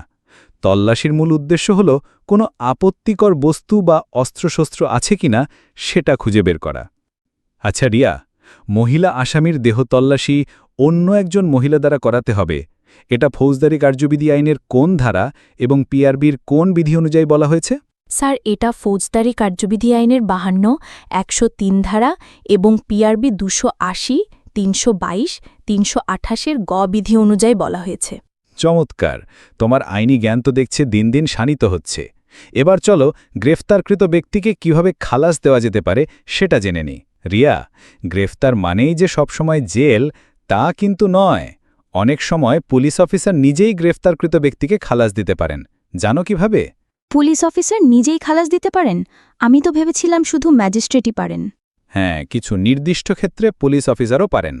যেমন যদি গ্রেফতারকৃত আসামির প্রকৃত নাম ঠিকানা পাওয়া যায়, তাহলে ফৌজদারি কার্যবিধি আইনের 57(2) উপধারা অনুযায়ী প্রয়োজন বোধে ম্যাজিস্ট্রেটের নিকট হাজির করার জন্যে মুচলেখা সম্পাদনের পর তাকে ছেড়ে দিতে পারেন। আবার যদি জনসাধারণ কর্তৃক গ্রেফতারকৃত হন আসামির নাম ঠিকানা জিজ্ঞাসা করার পর সঠিক নাম ঠিকানা না বলে, তখন ব্যবস্থা নিতে হয়। কিন্তু যদি কোনো অপরাধ করেছে বলে বিশ্বাস করার যথেষ্ট কারণ না থাকে, তাহলে ফৌজদারি কার্যবিধি আইনের 59(3) উপধারা অনুযায়ী তাকে তৎক্ষণাৎ ছেড়ে দিতে হবে। যদি পর্যাপ্ত প্রমাণ না পাওয়া যায়, তখনও কি ছেড়ে দেওয়া যায়? একদম, এইবার কিন্তু গল্পের মোড় ঘুরছে। যদি গ্রেফতারকৃত আসামির বিরুদ্ধে পর্যাপ্ত সাক্ষ্য প্রমাণ না পাওয়া যায়, তখন ফৌজদারি কার্যবিধি আইনের 169 ধারা অনুযায়ী থানার ভারপ্রাপ্ত পুলিশ অফিসার একটি মুচলেখা নিয়ে তাকে ছেড়ে দিতে পারেন। ব্যাপারটা অনেকটা পরীক্ষার খাতায় উত্তর না জেনে খাতা জমা দিয়ে আসা আর স্যারকে স্যার পরে বলে দেব বলে পার পাওয়ার মতো। কি বলেন স্যার? তার মানে পুলিশ চাইলে সাক্ষ্য প্রমাণের অভাব বলে ছেড়ে দিতে পারে? তাহলে তো অনেকেই নির্দোষ হয়েও হাজত খেটে আসে। আর যদি অপরাধটা জামিনযোগ্য হয়, তখন কি তাকে জামিন ফ্লাইং কিক দিয়ে মুক্তি দিবে? জামিন ফ্লাইং কিক নয়, তবে অনেকটা কাছাকাছি। যদি অপরাধটা জামিনযোগ্য হয়, তখন ফৌজদারি কার্যবিধি আইনের 170 ও 496 ধারা ও পিআরবি 316-র খ বিধি অনুযায়ী নির্দিষ্ট দিনে ম্যাজিস্ট্রেটের নিকট হাজির হওয়ার জন্যে জামানত নিয়ে ভারপ্রাপ্ত কর্মকর্তা মুক্তি দিতে পারেন। এটা অনেকটা পরীক্ষার ফি দিয়ে পরের সেমিস্টারে যাওয়ার মতো, বুঝেছ? তাহলে যদি অপরাধটা জামিনের অযোগ্য হয়, তখন কি তাকে আর ছাড়ার কোনো উপায় নেই, নাকি তখনই সব দরজা বন্ধ? না না, সব দরজা বন্ধ নয়। এমনকি জামিনের অযোগ্য অপরাধী হলেও যদি সে মৃত্যুদণ্ড বা যাবজ্জীবন কারাদণ্ডে দণ্ডিত অপরাধের দোষী না হয় এবং তার বিরুদ্ধে আনিত অভিযোগ আরও তদন্তের প্রয়োজন থাকে, তখন ফৌজদারি কার্যবিধি আইনের 497-এর 1 ও 497-এর 2 উপধারা এবং পিআরবি 316 ও 317 বিধি অনুযায়ী অফিসার ইনচার্জ জামিন ব্যতীত মুচলেখা সম্পাদনের পর মুক্তি দিতে পারেন। এটা অনেকটা শেষ সুযোগ দেওয়ার মতো আর কি। তার মানে পুলিশ মামারা শুধু ধরতেই নয়, সুযোগ পেলে ছেড়ে দিত ওস্তাদ, বিশেষ করে যদি জামিনের বিষয় থাকে আর যদি প্রমাণ কম থাকে। এখন তো মনে হচ্ছে আইনটা অপরাধীদের জন্য লুকোচুরি খেলা আর পুলিশের জন্য ধরা ছাড়ার খেলা। দারুণ শিখলাম স্যার। আচ্ছা রিয়া, গ্রেফতারকৃত আসামির বিরুদ্ধে পর্যাপ্ত সাক্ষ্য প্রমাণ পাওয়া না গেলে থানার ভারপ্রাপ্ত পুলিশ অফিসার একটি মুচলেখা নিয়ে তাকে ছেড়ে দিতে পারেন। এটা ফৌজদারি কার্যবিধি আইনের কোন ধারায় বলা হয়েছে? স্যার, এটা ফৌজদারি কার্যবিধি আইনের 169 ধারায় বলা হয়েছে। দারুণ! তুমি তো আইনের পাতায় পাতায় হাঁটছ, যেন নিজের খেলার মাঠ। এবার চলো কখন পুলিশ অফিসার বিনা পরোয়ানায় গ্রেফতার করতে পারেন সেটা জেনে নেই। রিয়া, পুলিশ সবসময় পরোয়ানা নিয়ে গ্রেফতার করে না। কিছু বিশেষ পরিস্থিতিতে পুলিশ অফিসার বিনা পরোয়ানায় গ্রেফতার করতে পারেন। জানো সেই ক্ষেত্রগুলো কি কি? বিনা পরোয়ানায়? তার মানে ম্যাজিস্ট্রেটের অনুমতি ছাড়াই? হ্যাঁ, ঠিক তাই। এবার দেখব পুলিশ কখন বিনা পরোয়ানায় গ্রেফতারের ক্ষমতা পায়। এই তালিকাটা কিন্তু বেশ লম্বা। ফৌজদারি কার্যবিধি আইনের 54 ধারা অনুযায়ী অনেকগুলো ক্ষেত্র আছে। যেমন যদি কেউ আমলযোগ্য অপরাধের সঙ্গে জড়িত থাকে বা জড়িত থাকার সন্দেহ হয়, তাহলে 54 ধারার ক উপধারা অনুযায়ী তাকে ধরা যাবে। অনেকটা চোর চোর বলে চিৎকার করলেই যেমন সন্দেহভাজনকে ধরে ফেলা হয়। ও বাবা, সন্দেহ হলেই ধরা যাবে? তাহলে তো যে কোনো সন্দেহজনক লোক দেখলেই পুলিশ তাকে গ্রেফতার করতে পারে। আচ্ছা, যদি কারো কাছে হঠাৎ করে ঘর ভাঙা সরঞ্জাম পাওয়া যায়, তখন কি হবে? সে কি তখন বিশেষ অতিথি হিসেবে গ্রেফতার হবে? একদম ঠিক ধরেছ। যদি কারো কাছে যুক্তিসঙ্গত কারণ ছাড়া ঘর ভাঙার বা শীত কাটার সরঞ্জাম পাওয়া যায়, ফৌজদারি কার্যবিধি আইনের ৫৪ ধারার খ উপধারা অনুযায়ী তাকেও বিনা পরোয়ানায় গ্রেফতার করা যাবে। অনেকটা চোরের মায়ের বড় গলা না হয়ে চোরের বাবার কাছে যন্ত্রপাতির ডালি পাওয়ার মতো। আর যদি কারো নামে হুলিয়া জারি হয়, মানে সিনেমার মতো মোস্ট ওয়ান্টেড টাইপের কিছু, তাকেও কি বিনা পরোয়ানায় ধরে ফেলবে? হ্যাঁ, ঠিকই বলেছ। যদি কারো নামে হুলিয়া জারি করা হয় বা সে ঘোষিত অপরাধী হয়, ফৌজদারি কার্যবিধি আইনের ৫৪ ধারার গ উপধারা অনুযায়ী তাকেও বিনা পরোয়ানায় গ্রেফতার করা যাবে। অনেকটা আউট অফ সিলেবাস প্রশ্ন পেয়েও উত্তর দেওয়ার মতো, যখন তাকে দেখলেই পুলিশ বুঝে যায় সে মোস্ট ওয়ান্টেড। তাহলে চোরাই মাল রাখলে কি হবে? যদি কারো বাড়িতে পুরনো ভাঙাচোরা জিনিস থাকে, সেগুলোও কি চোরাই মাল হিসেবে ধরা হবে? না না, ভাঙাচোরা জিনিস নয়। যদি কারো কাছে চোরাই মাল থাকে বলে সন্দেহ হয় বা চোরাই মাল পাওয়া যায়, ফৌজদারি কার্যবিধি আইনের ৫৪ ধারার ঘ উপধারা অনুযায়ী তাকে গ্রেফতার করা যাবে। অনেকটা চোরা না শুনে ধর্মের কাহিনী, কিন্তু পুলিশ ঠিকই চোরামালের গন্ধ পায়। আচ্ছা, যদি কেউ পুলিশ অফিসারের কাজে বাধা দেয়, তখন কি পুলিশ তাদের বিশেষ ক্ষমতা প্রয়োগ করবে? অবশ্যই। যদি কেউ পুলিশ অফিসারের কাজে বাধা দেয়, ফৌজদারি কার্যবিধি আইনের ৫৪ ধারার উপধারা এবং বাংলাদেশ দণ্ডবিধি আইনের ১৮৬ ধারা অনুযায়ী তাকে বিনা পরোয়ানায় গ্রেফতার করা যাবে। এটা অনেকটা খেলার মাঠে রেফারির সিদ্ধান্ত না মানার মতো, তখন লাল কার্ড দেখানো হয়। তাহলে যদি কেউ সেনাবাহিনী থেকে পালিয়ে আসে, তাকেও কি পুলিশ ধরতে পারবে? তারা তো সামরিক লোক। হ্যাঁ, যদি কেউ প্রতিরক্ষা বাহিনী থেকে পালিয়ে আসে, ফৌজদারি কার্যবিধি আইনের ৫৪ ধারার ৬ উপধারা এবং পিআরবি ৩১৯, ৩২০, ১১১৯ বিধি অনুযায়ী তাকে বিনা পরোয়ানায় গ্রেফতার করা যাবে। এটা অনেকটা স্কুল থেকে পালিয়ে যাওয়া ছাত্রকে ধরে আনার মতো আর কি। আর যদি অন্য কোনো পুলিশ অফিসার অনুরোধ করে, তখন কি পুলিশ সেই অনুরোধ রাখতেই বাধ্য? একদম। যাকে গ্রেফতারের জন্য অন্য কোনো পুলিশ অফিসার থেকে লিখিত অনুরোধ পাওয়া গেছে, ফৌজদারি কার্যবিধি আইনের ৫৪ ধারা এবং পিআরবি ৩১৬ ক ১২১ বিধি অনুযায়ী তাকে বিনা পরোয়ানায় গ্রেফতার করা যাবে। এটা অনেকটা বন্ধুদের আবদারে তাদের কাজে সাহায্য করার মতো, তবে এখানে একটু আইনি বাধ্যবাধকতা থাকে। আচ্ছা, যারা সমাজে দুর্নাম কুড়িয়েছে, মানে যাদের কোনো প্রকাশ্য জীবিকা নেই বা চোর ডাকাত বলে পরিচিত, তাদের কি পুলিশ বিনা পরোয়ানায় ধরতে পারে? হ্যাঁ, থানা এলাকায় নিজের উপস্থিতি গোপনকারী, যার কোনো প্রকাশ্য জীবিকা নেই কিংবা চোর ডাকাত বা চোরাই মাল রাখে বলে যার নামে দুর্নাম আছে, তাকে ফৌজদারি কার্যবিধি আইনের ৫৫ ধারা অনুযায়ী অফিসার ইনচার্জ বিনা পরোয়ানায় গ্রেফতার করতে পারে। অনেকটা দুষ্ট গরুর চেয়ে শূন্য গোয়াল ভালোর মতো, সমাজের শান্তি বজায় রাখতে এটা জরুরি। তাহলে কেউ যদি পুলিশের সামনেই ছোটখাটো অপরাধ করে আর নাম ঠিকানা বলতে না চায়, তখনও কি বিনা পরোয়ানায় গ্রেফতার? একদম। কোনো পুলিশ অফিসারের উপস্থিতিতে কোনো ব্যক্তি অনামলযোগ্য অপরাধ করলে এবং প্রকৃত নাম ঠিকানা জানাতে অস্বীকার করলে, তার প্রকৃত নাম ঠিকানা জানার জন্য ফৌজদারি কার্যবিধি আইনের ৫৭ ধারার ১ উপধারা অনুযায়ী উক্ত পুলিশ অফিসার বিনা পরোয়ানায় গ্রেফতার করতে পারে। এটা অনেকটা ধরা পড়লে নাম বলতেই হবে নীতির মতো। ও আচ্ছা, তাহলে ১২৪(৫) উপধারা লঙ্ঘন করলে বা জনতা ছত্রভঙ্গ না হলে বা কোনো অপরাধ ঘটতে দেখলে তখনও কি একই নিয়ম? হ্যাঁ, ঠিকই বলেছ। এবার শেষ অংশটা দেখে নেই। ফৌজদারি কার্যবিধি আইনের ১২৪(৫) উপধারা লঙ্ঘন করলে ১২৪(৬) উপধারা এবং পিআরবি ৩৪৮ বিধি অনুযায়ী পুলিশ বিনা পরোয়ানায় গ্রেফতার করতে পারে। অনেকটা রেড লাইট অমান্য করার মতো আর কি। তার মানে আইন ভাঙলে তো ধরতেই হবে। আচ্ছা, যদি অনেক মানুষ জড়ো হয়ে বিশৃঙ্খলা করে আর পুলিশ বারবার বলার পরও না সরে, তখনও কি বিনা পরোয়ানায় গ্রেফতার করবে? একদম। ১২৭ ধারায় আদেশ দেওয়া সত্ত্বেও যদি উক্ত অবৈধ জনতা ছত্রভঙ্গ না হয় বা ছত্রভঙ্গ না হওয়ার আচরণ প্রকাশ করে, তাহলে তাদের ছত্রভঙ্গ করার জন্য ফৌজদারি কার্যবিধি আইনের ১২৮ ধারা এবং পিআরবি ১৫৩ গ বিধি অনুযায়ী পুলিশ বিনা পরোয়ানায় গ্রেফতার করতে পারে। এটা অনেকটা পার্টি শেষ, এবার বাড়ি যাও বলার পরও না গেলে জোর করে বের করে দেওয়ার মতো। আচ্ছা, যদি কোনো অপরাধ হওয়ার আগেই পুলিশ বুঝতে পারে যে কিছু একটা গড়বড় হচ্ছে, তখনও কি তাদের আটকানোর ক্ষমতা আছে? মানে ভবিষ্যৎ দেখে গ্রেফতারের মতো? অনেকটা তাই। কোনো পুলিশ অফিসার যদি কোনো আমলযোগ্য অপরাধের সংবাদ পায়, যদি মনে হয় উক্ত অপরাধ সংগঠন কোনোভাবে নিবারণ করা যাবে না, তাহলে ফৌজদারি কার্যবিধি আইনের ১৫১ ধারা অনুযায়ী উক্ত পুলিশ অফিসার অপরাধ সংগঠনকারীদেরকে বিনা পরোয়ানায় গ্রেফতার করতে পারে।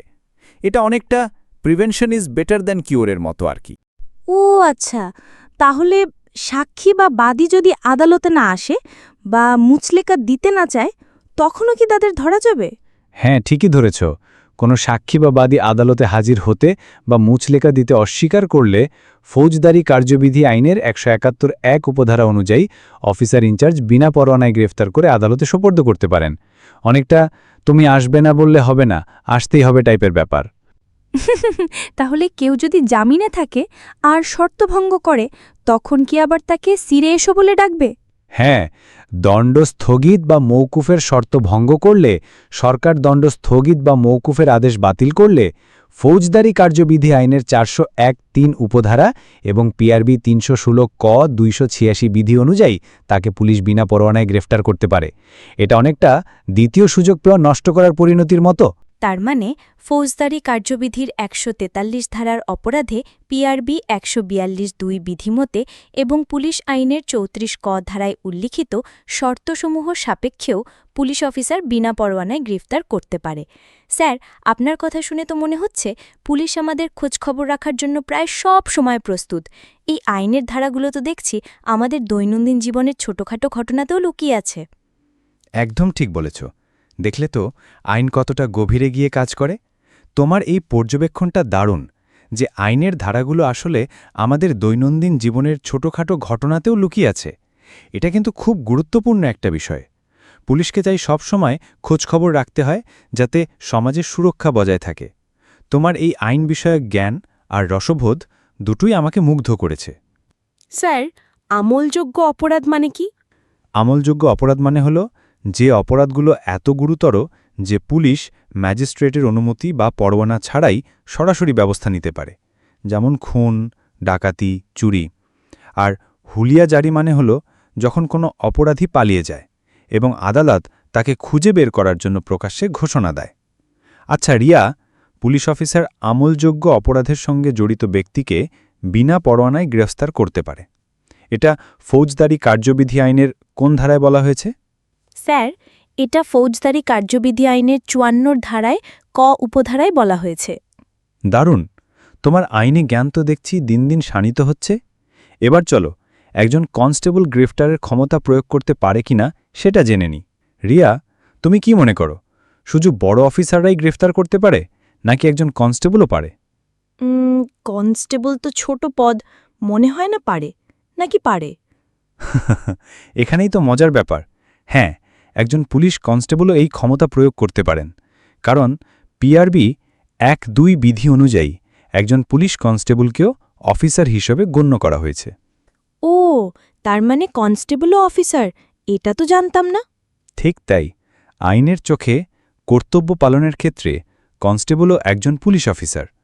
তাই বিনা পরোয়ানায় গ্রেফতারের যে ক্ষমতা একজন পুলিশ অফিসারের আছে, একজন কনস্টেবলও সেই ক্ষমতা প্রয়োগ করতে পারেন। আচ্ছা রিয়া, একজন পুলিশ কনস্টেবলও গ্রেফতারের ক্ষমতা প্রয়োগ করতে পারে, এটা পিআরবির কোন বিধি অনুযায়ী বলা হয়েছে? স্যার, এটা পিআরবি ১-২ বিধি অনুযায়ী বলা হয়েছে।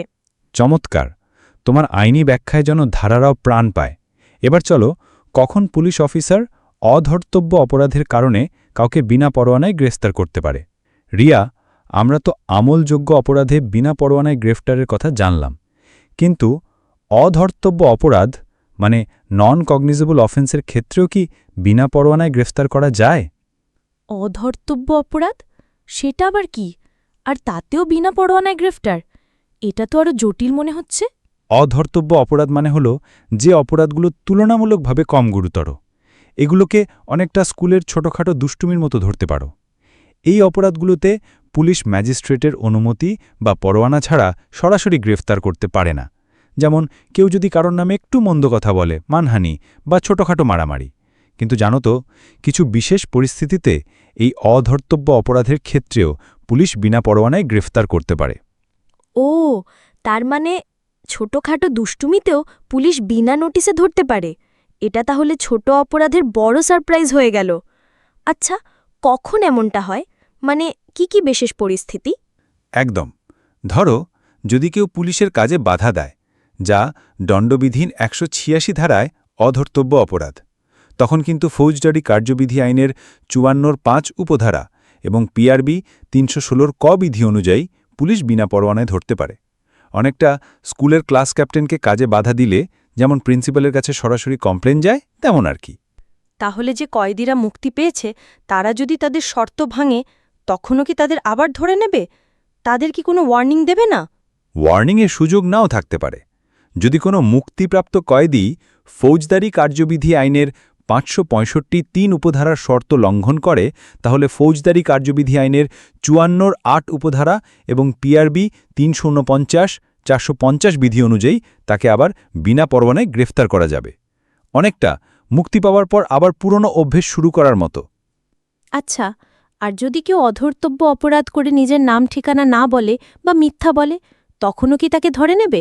হ্যাঁ, যদি কোনো ব্যক্তি অধর্তব্য অপরাধ করে নিজের নাম ঠিকানা না বলে বা মিথ্যা বলে, ফৌজদারি কার্যবিধি আইনের ৫৭ ধারা এবং পিআরবি ৩১৬ ক বিধি অনুযায়ী তাকে বিনা পরোয়ানায় গ্রেফতার করা যাবে।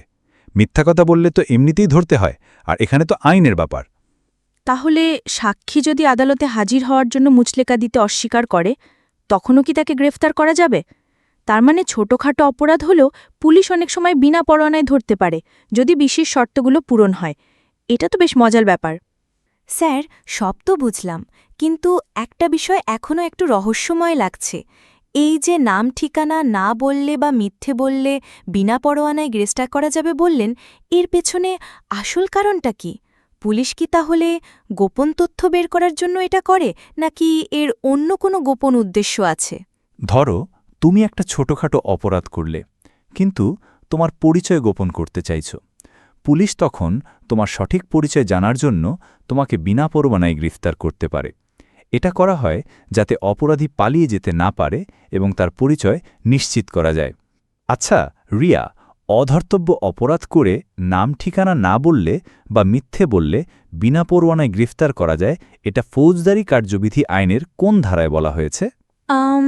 স্যার, এটা ফৌজদারি কার্যবিধি আইনের ৫৭ ধারায় বলা হয়েছে। দারুণ! তোমার আইনি জ্ঞান তো দেখছি দিন দিন শানিত হচ্ছে।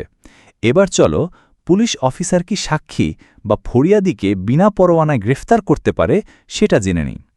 রিয়া, আমরা তো অপরাধীদের গ্রেফতারের কথা জানলাম, কিন্তু একজন পুলিশ অফিসার কি কোনো সাক্ষী বা ফরিয়াদিকেও বিনা পরোয়ানায় গ্রেফতার করতে পারেন? সাক্ষী বা ফরিয়াদিকে? তারা তো অপরাধী নয়, কেন গ্রেফতার করবে? খুব ভালো প্রশ্ন। সাধারণত পারে না, কিন্তু একটা বিশেষ পরিস্থিতিতে পারে। যদি কোনো ফরিয়াদি বা সাক্ষী আদালতে হাজির হবার জন্য পুলিশ অফিসার মুচলেখা দাবি করেন, আর সেই ফরিয়াদি বা সাক্ষী মুচলেখা দিতে অস্বীকার করেন, তাহলে ফৌজদারি কার্যবিধি আইনের ১৭১ ১ উপধারা অনুযায়ী পুলিশ অফিসার তাকে বিনা পরোয়ানায় গ্রেফতার করে ম্যাজিস্ট্রেটের নিকট প্রেরণ করতে পারেন। তাকে আদালতে হাজির করা বা হাজির হওয়ার মুচলেখা সম্পাদন না করা পর্যন্ত বা শুনানি সমাপ্ত না হওয়া পর্যন্ত হেফাজতে আটক রাখা যেতে পারে। মুচলেখা দিতে অস্বীকার করলে কেন গ্রেফতার? কারণ আদালতে হাজির হওয়া বা মুচুলেখা দেওয়াটা বিচার প্রক্রিয়ার একটি গুরুত্বপূর্ণ অংশ। যদি কেউ এতে বাধা দেয়, তাহলে বিচার প্রক্রিয়া ব্যাহত হতে পারে। তাই তাকে আদালতে হাজির করার জন্য এই ক্ষমতা প্রয়োগ করা হয়। এটা এক ধরনের বাধ্যবাধকতা, যাতে বিচার কাজ সুষ্ঠুভাবে চলে। আচ্ছা রিয়া, সাক্ষী বা ফরিয়াদি মুচলেখা দিতে অস্বীকার করলে পুলিশ অফিসার তাকে বিনা পরোয়ানায় গ্রেফতার করতে পারেন। এটা ফৌজদারি কার্যবিধি আইনের কোন ধারায় বলা হয়েছে? স্যার, এটা ফৌজদারি কার্যবিধি আইনের ১৭১ ১ উপধারায় বলা হয়েছে। চমৎকার! তুমি যুক্তি সাজাও এমনভাবে মনে হয় কোর্টরুমে অর্কেস্ট্রা চলছে। এবার চলো, পুলিশ কনস্টেবল কি জুয়া খেলার আসরে সার্চ করতে পারে সেটা জেনে নেই। রিয়া, তুমি তো জানো জুয়া খেলা আইনত দণ্ডনীয়, কিন্তু একজন পুলিশ কনস্টেবল কি বিনা পরোয়ানায় জুয়া খেলার আসরে ঢুকে তল্লাশি বা সার্চ করতে পারেন? কনস্টেবল তো ছোট পদ, মনে হয় না পারে, নাকি পারে? হ্যাঁ, পারেন। একজন পুলিশ কনস্টেবলও বিনা পরোয়ানায় জুয়া খেলার আসরে প্রবেশ করে তল্লাশি বা পরিদর্শন করতে পারেন, কারণ 1861 সালের পুলিশ আইনের 23 ধারার উপধারা 1 থেকে 8 অনুযায়ী যে কোনো পুলিশ অফিসার তার কর্তব্য পালনের জন্য যে কোনো শরাবখানা মানে মদের দোকান ও জুয়ার আড্ডায় বিনা পরোয়ানায় প্রবেশ করে তল্লাশি বা পরিদর্শন করতে পারেন। আর আমরা তো আগেই জেনেছি যে পিআরবি 1 ধারা 2 অনুযায়ী একজন পুলিশ কনস্টেবলকেও অফিসার হিসেবে গণ্য করা হয়েছে। ওহ, তার মানে কনস্টেবলও এত ক্ষমতা রাখে। এটা তো দারুণ। ঠিক তাই, আইনের চোখে কর্তব্য পালনের ক্ষেত্রে কনস্টেবলও একজন পুলিশ অফিসার। তাই জুয়া খেলার মতো অপরাধ দমনের জন্য তাকে এই ক্ষমতা দেওয়া হয়েছে। আচ্ছা রিয়া, একজন পুলিশ কনস্টেবল বিনা পরোয়ানায় জুয়া খেলার আসরে সার্চ করতে পারেন। এটা পুলিশ আইনের কোন ধারা এবং পিআরবির কোন বিধি অনুযায়ী বলা হয়েছে? স্যার, এটা পুলিশ আইনের 23 ধারা এবং পিআরবি 117, 118, 208 ও 1 ধারা 2 বিধি অনুযায়ী বলা হয়েছে। দারুণ! তোমার আইনি জ্ঞান তো দেখছি দিন দিন শানিত হচ্ছে। এবার চলো, আসামি পলায়ন করলে পুলিশ অফিসারের করণীয় কি সেটা জেনে নিই। রিয়া, ধরো একজন আসামিকে আইনসম্মতভাবে গ্রেফতার করা হয়েছে, কিন্তু সে পুলিশের হেফাজত থেকে পালিয়ে গেল। তখন পুলিশ অফিসারের কি করণীয়? তাকে আবার ধরতে হবে। একদম ঠিক। যদি কোনো আসামি আইনসম্মত হেফাজত থেকে পালিয়ে যায়, তাহলে তাকে ফৌজদারি কার্যবিধি আইনের 66 ধারা মোতাবেক বাংলাদেশের যে কোনো স্থানে অনুসরণ করে পুনরায় গ্রেফতার করা যাবে। এই ক্ষেত্রে ফৌজদারি কার্যবিধি আইনের 47, 48, 49 ধারার নিয়মগুলো প্রযোজ্য হবে, অর্থাৎ প্রয়োজনে দরজা জানালা ভেঙে প্রবেশ বা বের হওয়া যাবে। স্যার, পুলিশ কি তখন জনসাধারণের সাহায্য চাইতে পারে? হ্যাঁ, অবশ্যই। ফৌজদারি কার্যবিধি আইনের 42 ধারা মোতাবেক পলায়নকৃত আসামিকে গ্রেফতারের ক্ষেত্রে পুলিশ অফিসার জনসাধারণের সাহায্য চাইতে পারবেন। এছাড়াও পুলিশ অফিসারকে নিজে বাদী হয়ে উক্ত আসামির বিরুদ্ধে দণ্ডবিধি আইনের 224 ধারা মোতাবেক মামলা রুজু করতে হবে। আর সঙ্গে সঙ্গে ম্যাজিস্ট্রেট বা পুলিশ সুপারকে বেতার বা টেলিফোনে জানাতে হবে। আচ্ছা রিয়া, আইনসম্মত হেফাজত থেকে আসামি পলায়ন করলে তাকে বাংলাদেশের যে কোনো স্থানে অনুসরণ করে গ্রেফতার করা যাবে, এটা ফৌজদারি কার্যবিধি আইনের কোন ধারায় বলা হয়েছে? স্যার, এটা ফৌজদারি কার্যবিধি আইনের 66 ধারায় বলা হয়েছে। চমৎকার! তুমি আইনের বই পড়ো না, বইটাই যেন তোমার কাছ থেকে শেখে। এবার চলো, হাজতখানায় রাখার পূর্বে কি কি করণীয় সেটা জেনে নিই। রিয়া, ধরো আসামিকে গ্রেফতারের পর আসামিকে সরাসরি হাজতে ঢুকিয়ে দেওয়া যায় না। হাজতে রাখার আগে কিছু গুরুত্বপূর্ণ নিয়ম পালন করতে হয়। জানো সেগুলো কি কি? আসামির শরীর পরীক্ষা করা। একদম ঠিক। গ্রেফতারের কারণ উল্লেখ করে জেনারেল ডায়েরিতে লিপিবদ্ধ করতে হবে। যদি আসামির গায়ে আঘাতের চিহ্ন থাকে, তাহলে নিরপেক্ষ ব্যক্তিকে ডেকে এনে দেখাতে হবে এবং পিআরবি 328 খ নিয়ম অনুযায়ী জেনারেল ডায়েরিতে লিপিবদ্ধ করতে হবে। যদি আসামি অসুস্থ থাকে, তাহলে চিকিৎসার ব্যবস্থা করতে হবে, প্রয়োজনে হাসপাতালে পাঠাতে হবে। স্যার, হাজতখানার ভেতরে কি কোনো বিপজ্জনক জিনিস রাখা যাবে? না না না, আসামি যাতে আত্মহত্যা করতে পারে এমন কোনো বস্তু পিআরবি 328 নিয়ম অনুযায়ী হাজতখানার ভেতরে রাখা যাবে না। হাজতখানার দরজা জানালা ঠিক আছে কিনা সেটাও দেখে নিতে হবে। আর যদি আসামি সামরিক বাহিনীর সদস্য হয়, তাহলে তার নিজ ইউনিটের প্রধানকে জানাতে হবে। একটু ভেবে। আচ্ছা রিয়া, আসামির গায়ে আঘাতের চিহ্ন থাকলে নিরপেক্ষ ব্যক্তিকে ডেকে এনে দেখাতে হবে এবং জেনারেল ডায়েরিতে লিপিবদ্ধ করতে হবে, এটা পিআরবি এর কোন বিধি অনুযায়ী বলা হয়েছে? স্যার, এটা পিআরবি 328 খ নিয়ম অনুযায়ী বলা হয়েছে। দারুণ! তোমার আইনি জ্ঞান তো দেখছি দিন দিন শানিত হচ্ছে। এবার চলো, গ্রেফতারের পর পুলিশ অফিসারের কর্তব্য কী সেটা জেনে নিই দৃঢ় কণ্ঠে। রিয়া, গ্রেফতারের পর পুলিশ অফিসারের অনেকগুলো কর্তব্য থাকে, যা আসামির অধিকার এবং বিচার প্রক্রিয়ার জন্য অত্যন্ত গুরুত্বপূর্ণ। আমরা এর কিছু অংশ আগেই আলোচনা করেছি, যেমন দেহ তল্লাশি, কিন্তু আরও কিছু বিষয় আছে। স্যার, যেমন কি হাতকড়ি পরানো যাবে কিনা? খুব ভালো প্রশ্ন। যদি আসামি অতি বৃদ্ধ, রোগী, অক্ষম, দুর্বল, শিশু বা মহিলা হয়, তাহলে হাতকড়ি লাগানো যাবে না। এছাড়াও আটক আসামির দেহ তল্লাশি করে যদি আপত্তিকর কোনো বস্তু বা অস্ত্রশস্ত্র পাওয়া যায়, তাহলে উদ্ধারকৃত মালামালের জব্দ তালিকা তৈরি করে আদালতে পাঠাতে হবে। ও, তার মানে সবাইকে হাতকড়ি পরানো যায় না। আর যদি আসামি জামিনযোগ্য হয়? আচ্ছা, এবার একটু মজার বিষয় বলি। যদি আসামি জামিনযোগ্য হয় তাহলে জামিনের ব্যবস্থা গ্রহণ করতে হবে বা ওসি নিজেই জামিন দিতে পারবেন। ফৌজদারি কার্যবিধি আইনের ৫৭ ধারার ২, ৫৯ ধারার ৩, ১৬৯ ধারার ১৭০ ধারার ৪৯৬ ধারার ৪৯৭ ধারার ২ ধারা অনুযায়ী এটা করা হয়। ব্যাপারটা অনেকটা টিকিট কেটে সিনেমা দেখতে যাওয়ার মতো। টিকিট থাকলে কেউ আটকাতে পারবেন না। তার মানে জামিনযোগ্য হলে পুলিশ নিজেই ছেড়ে দিতে পারে? তাহলে তো কয়েদিদের জন্য এটা লটারির মতো। আচ্ছা, গ্রেফতারের পর তাদের কি খেতে দেওয়া হয়? বিরিয়ানি নাকি ডাল ভাত? হাহাহা। বিরিয়ানিও না হলেও আসামিকে যথাসময়ে খাদ্য সরবরাহ করতে হবে। সে তো আর উপোস থাকবে না। এটা কিন্তু মানবিক দিক। যেমন আমরা অতিথি আপ্যায়ন করি তেমন আর কি। তবে সবচেয়ে গুরুত্বপূর্ণ বিষয় হলো অভিযুক্ত আসামিকে কোনো প্রকার নির্যাতন করা যাবে না। নির্যাতন করা যাবে না? তাহলে যদি আসামি তথ্য দিতে না চায় তখন কি পুলিশ তাকে মন খারাপ করা শাস্তি দিবে নাকি অন্য কোনো কৌশল ব্যবহার করবে? মন খারাপ করা শাস্তিও নয়।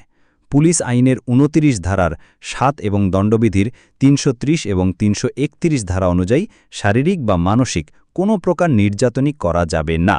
এটা অনেকটা খেলার মাঠে ফেয়ার প্লের মতো। যতই জিততে চাও না কেন, নিয়ম ভাঙা যাবে না। তাহলে যদি কেউ সত্যিই খুব খারাপ কিছু করে থাকে তাকেও নির্যাতন করা যাবে না? এটা তো সিনেমার সঙ্গে একদমই মেলে না। আইন এখানে খুবই স্পষ্ট। নির্যাতন করলে সেই স্বীকারোক্তির কোনো মূল্য থাকে না, বরং পুলিশ নিজেই ফেঁসে যেতে পারে। আইন সবার জন্য সমান। অপরাধী হলেও তার কিছু অধিকার থাকে। তাহলে পুলিশকে খুব সাবধানে কাজ করতে হয়। জামিন, খাবার, নির্যাতন না করা, অনেক কিছু মাথায় রাখতে হয়। একদম, এটাই আইনের শাসন। যেমন ফৌজদারি কার্যবিধি আইনের ৫৭ ২ ধারা অনুসারে বিনা পরোয়ানায় গ্রেফতারকৃত ব্যক্তিকে ২৪ ঘণ্টার মধ্যে ম্যাজিস্ট্রেটের কাছে হাজির করতে হয়। এটা তার অধিকার। তার মানে পুলিশ শুধু ধরেই না, বরং জামিনের ব্যবস্থা করে, খাবার দেয়, আর সবচেয়ে বড় কথা, কোনো রকম নির্যাতন করতে পারে না। এমনকি ২৪ ঘণ্টার মধ্যে আদালতেও হাজির করতে হয়। আইন তো দেখছি অপরাধীর জন্য যত্ন আত্মীর ব্যবস্থা রেখেছে। এখন মনে হচ্ছে গ্রেফতার হওয়াটাও হয়তো সবসময় ভয়ের কিছু নয়, যদি আইন মেনে চলা হয়। একদম ঠিক বলেছ। আইন তো দেখছি অপরাধীর জন্য বেশ যত্ন আত্মীর ব্যবস্থা রেখেছে। এখন মনে হচ্ছে গ্রেফতার হওয়াটাও হয়তো সবসময় ভয়ের কিছু নয়, যদি আইন মেনে চলা হয়। কিন্তু রিয়া, একটা প্রশ্ন আমার মাথায় ঘুরছে। তুমি বললে আসামিকে কোনো প্রকার নির্যাতন করা যাবে না। এটা খুবই গুরুত্বপূর্ণ একটি বিষয়। আমার জানতে ইচ্ছে করছে, এটা পুলিশ আইনের কোন ধারা এবং দণ্ডবিধির কোন ধারায় স্পষ্টভাবে বলা হয়েছে?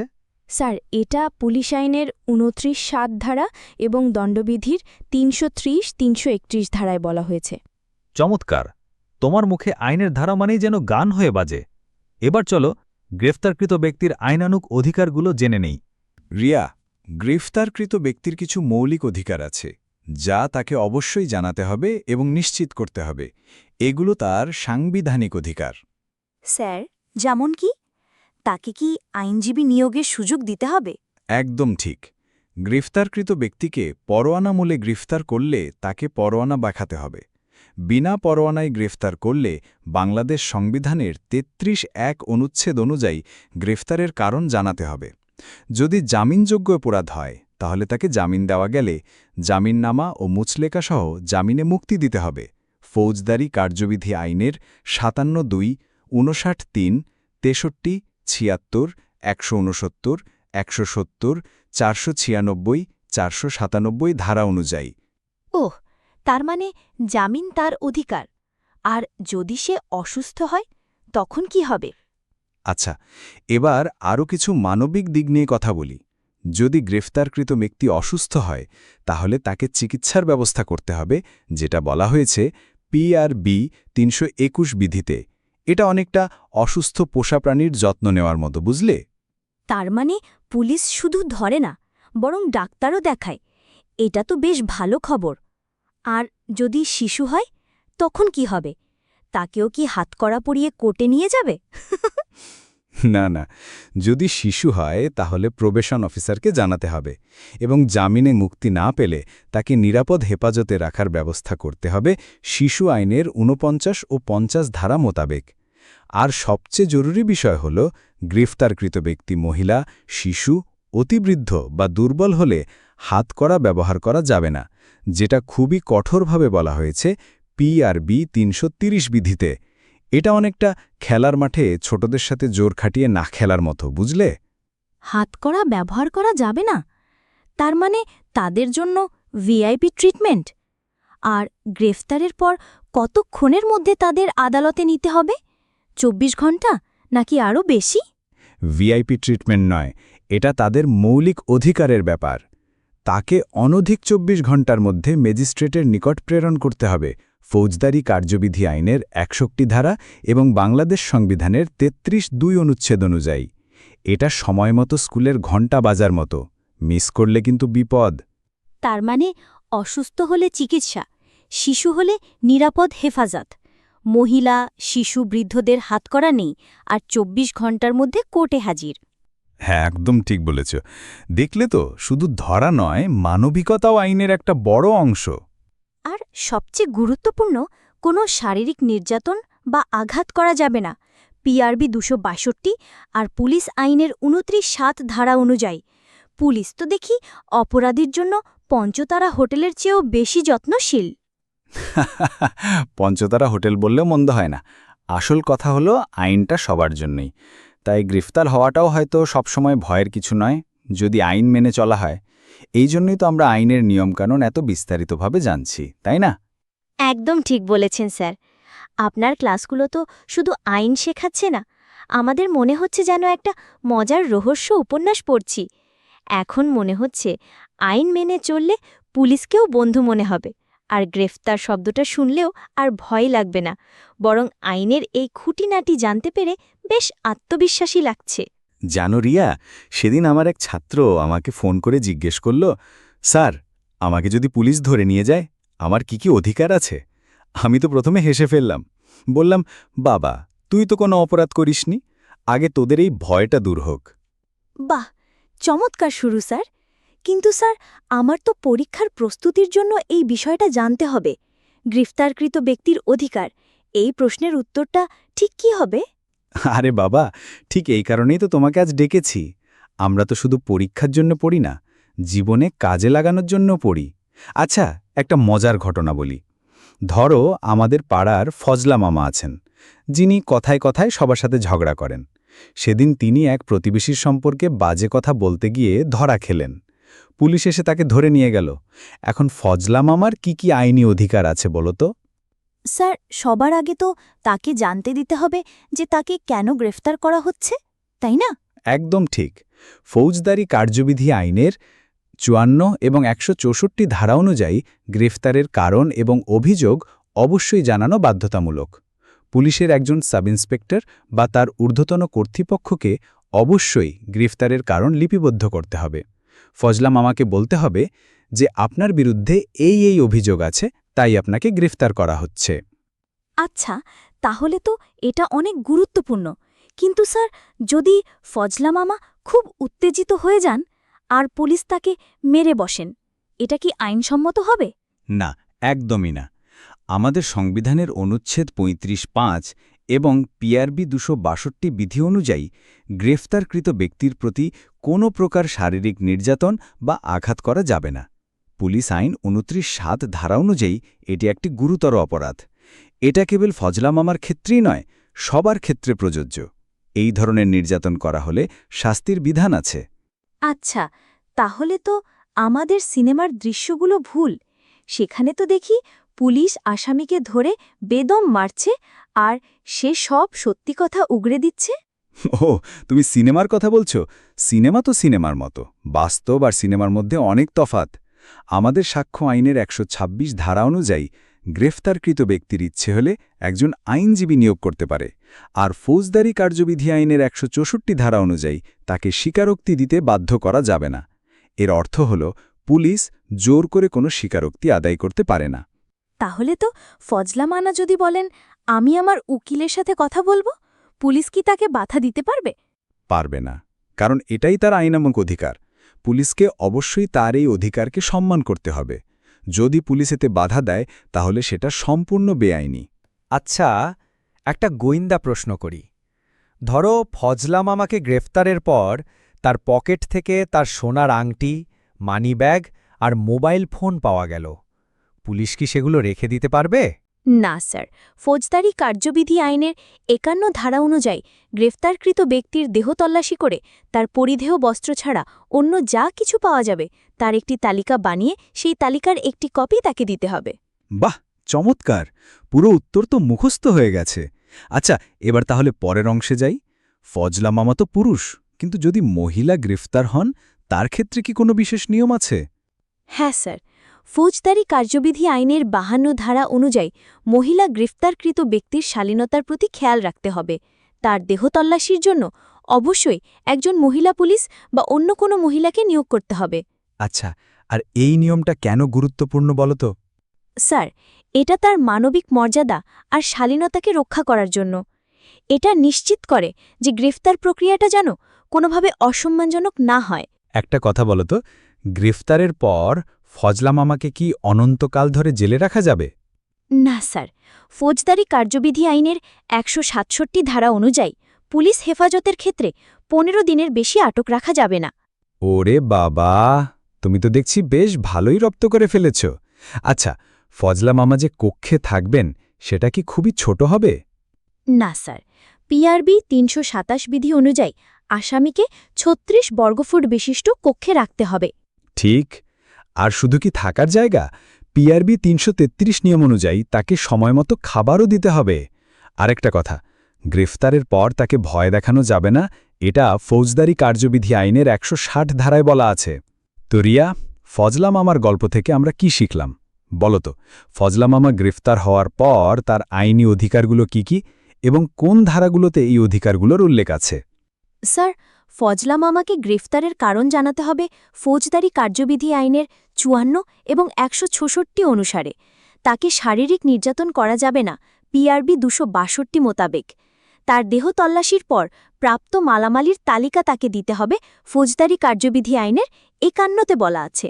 মহিলা গ্রেফতার হলে শালীনতার প্রতি খেয়াল রাখতে হবে ফৌজদারি কার্যবিধি আইনের ৫২ অনুসারে। তাকে ১৫ দিনের বেশি পুলিশ হেফাজতে রাখা যাবে না ফৌজদারি কার্যবিধি আইনের ১৬৭ মোতাবেক। তাকে খাবার দিতে হবে পিআরবি ৩৩৩ বিধিতে এবং ৩৬ বর্গফুট বিশিষ্ট কক্ষে রাখতে হবে পিআরবি ৩২৭। সবচেয়ে গুরুত্বপূর্ণ হল তাকে ভয় দেখানো যাবে না ফৌজদারি কার্যবিধি আইনের ১৬০ মোতাবেক এবং আইনজীবী নিয়োগের অধিকার রয়েছে সাক্ষ্য আইনে ১২৬-এ।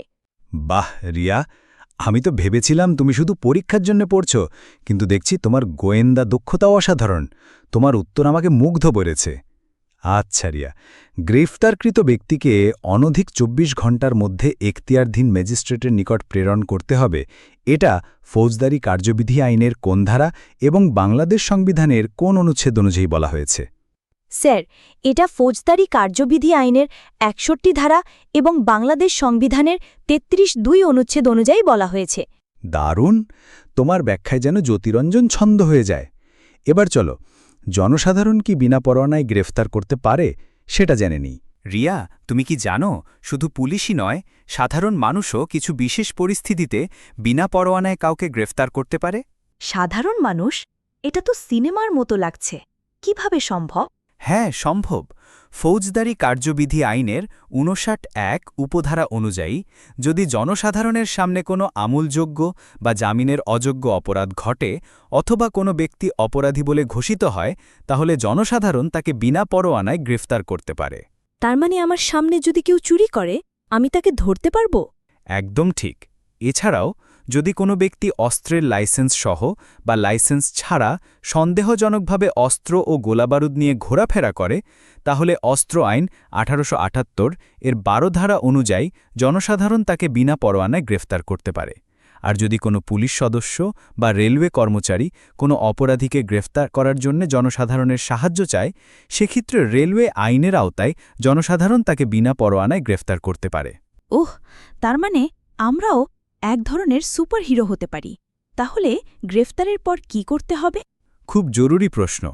জনসাধারণ কর্তৃক গ্রেফতারকৃত ব্যক্তিকে এবং আটককৃত মালামাল অবিলম্বে ফৌজদারি কার্যবিধি আইনের ৫৯(১) উপধারা অনুযায়ী নিকটবর্তী থানায় বা ম্যাজিস্ট্রেটের নিকট অর্পণ করতে হবে।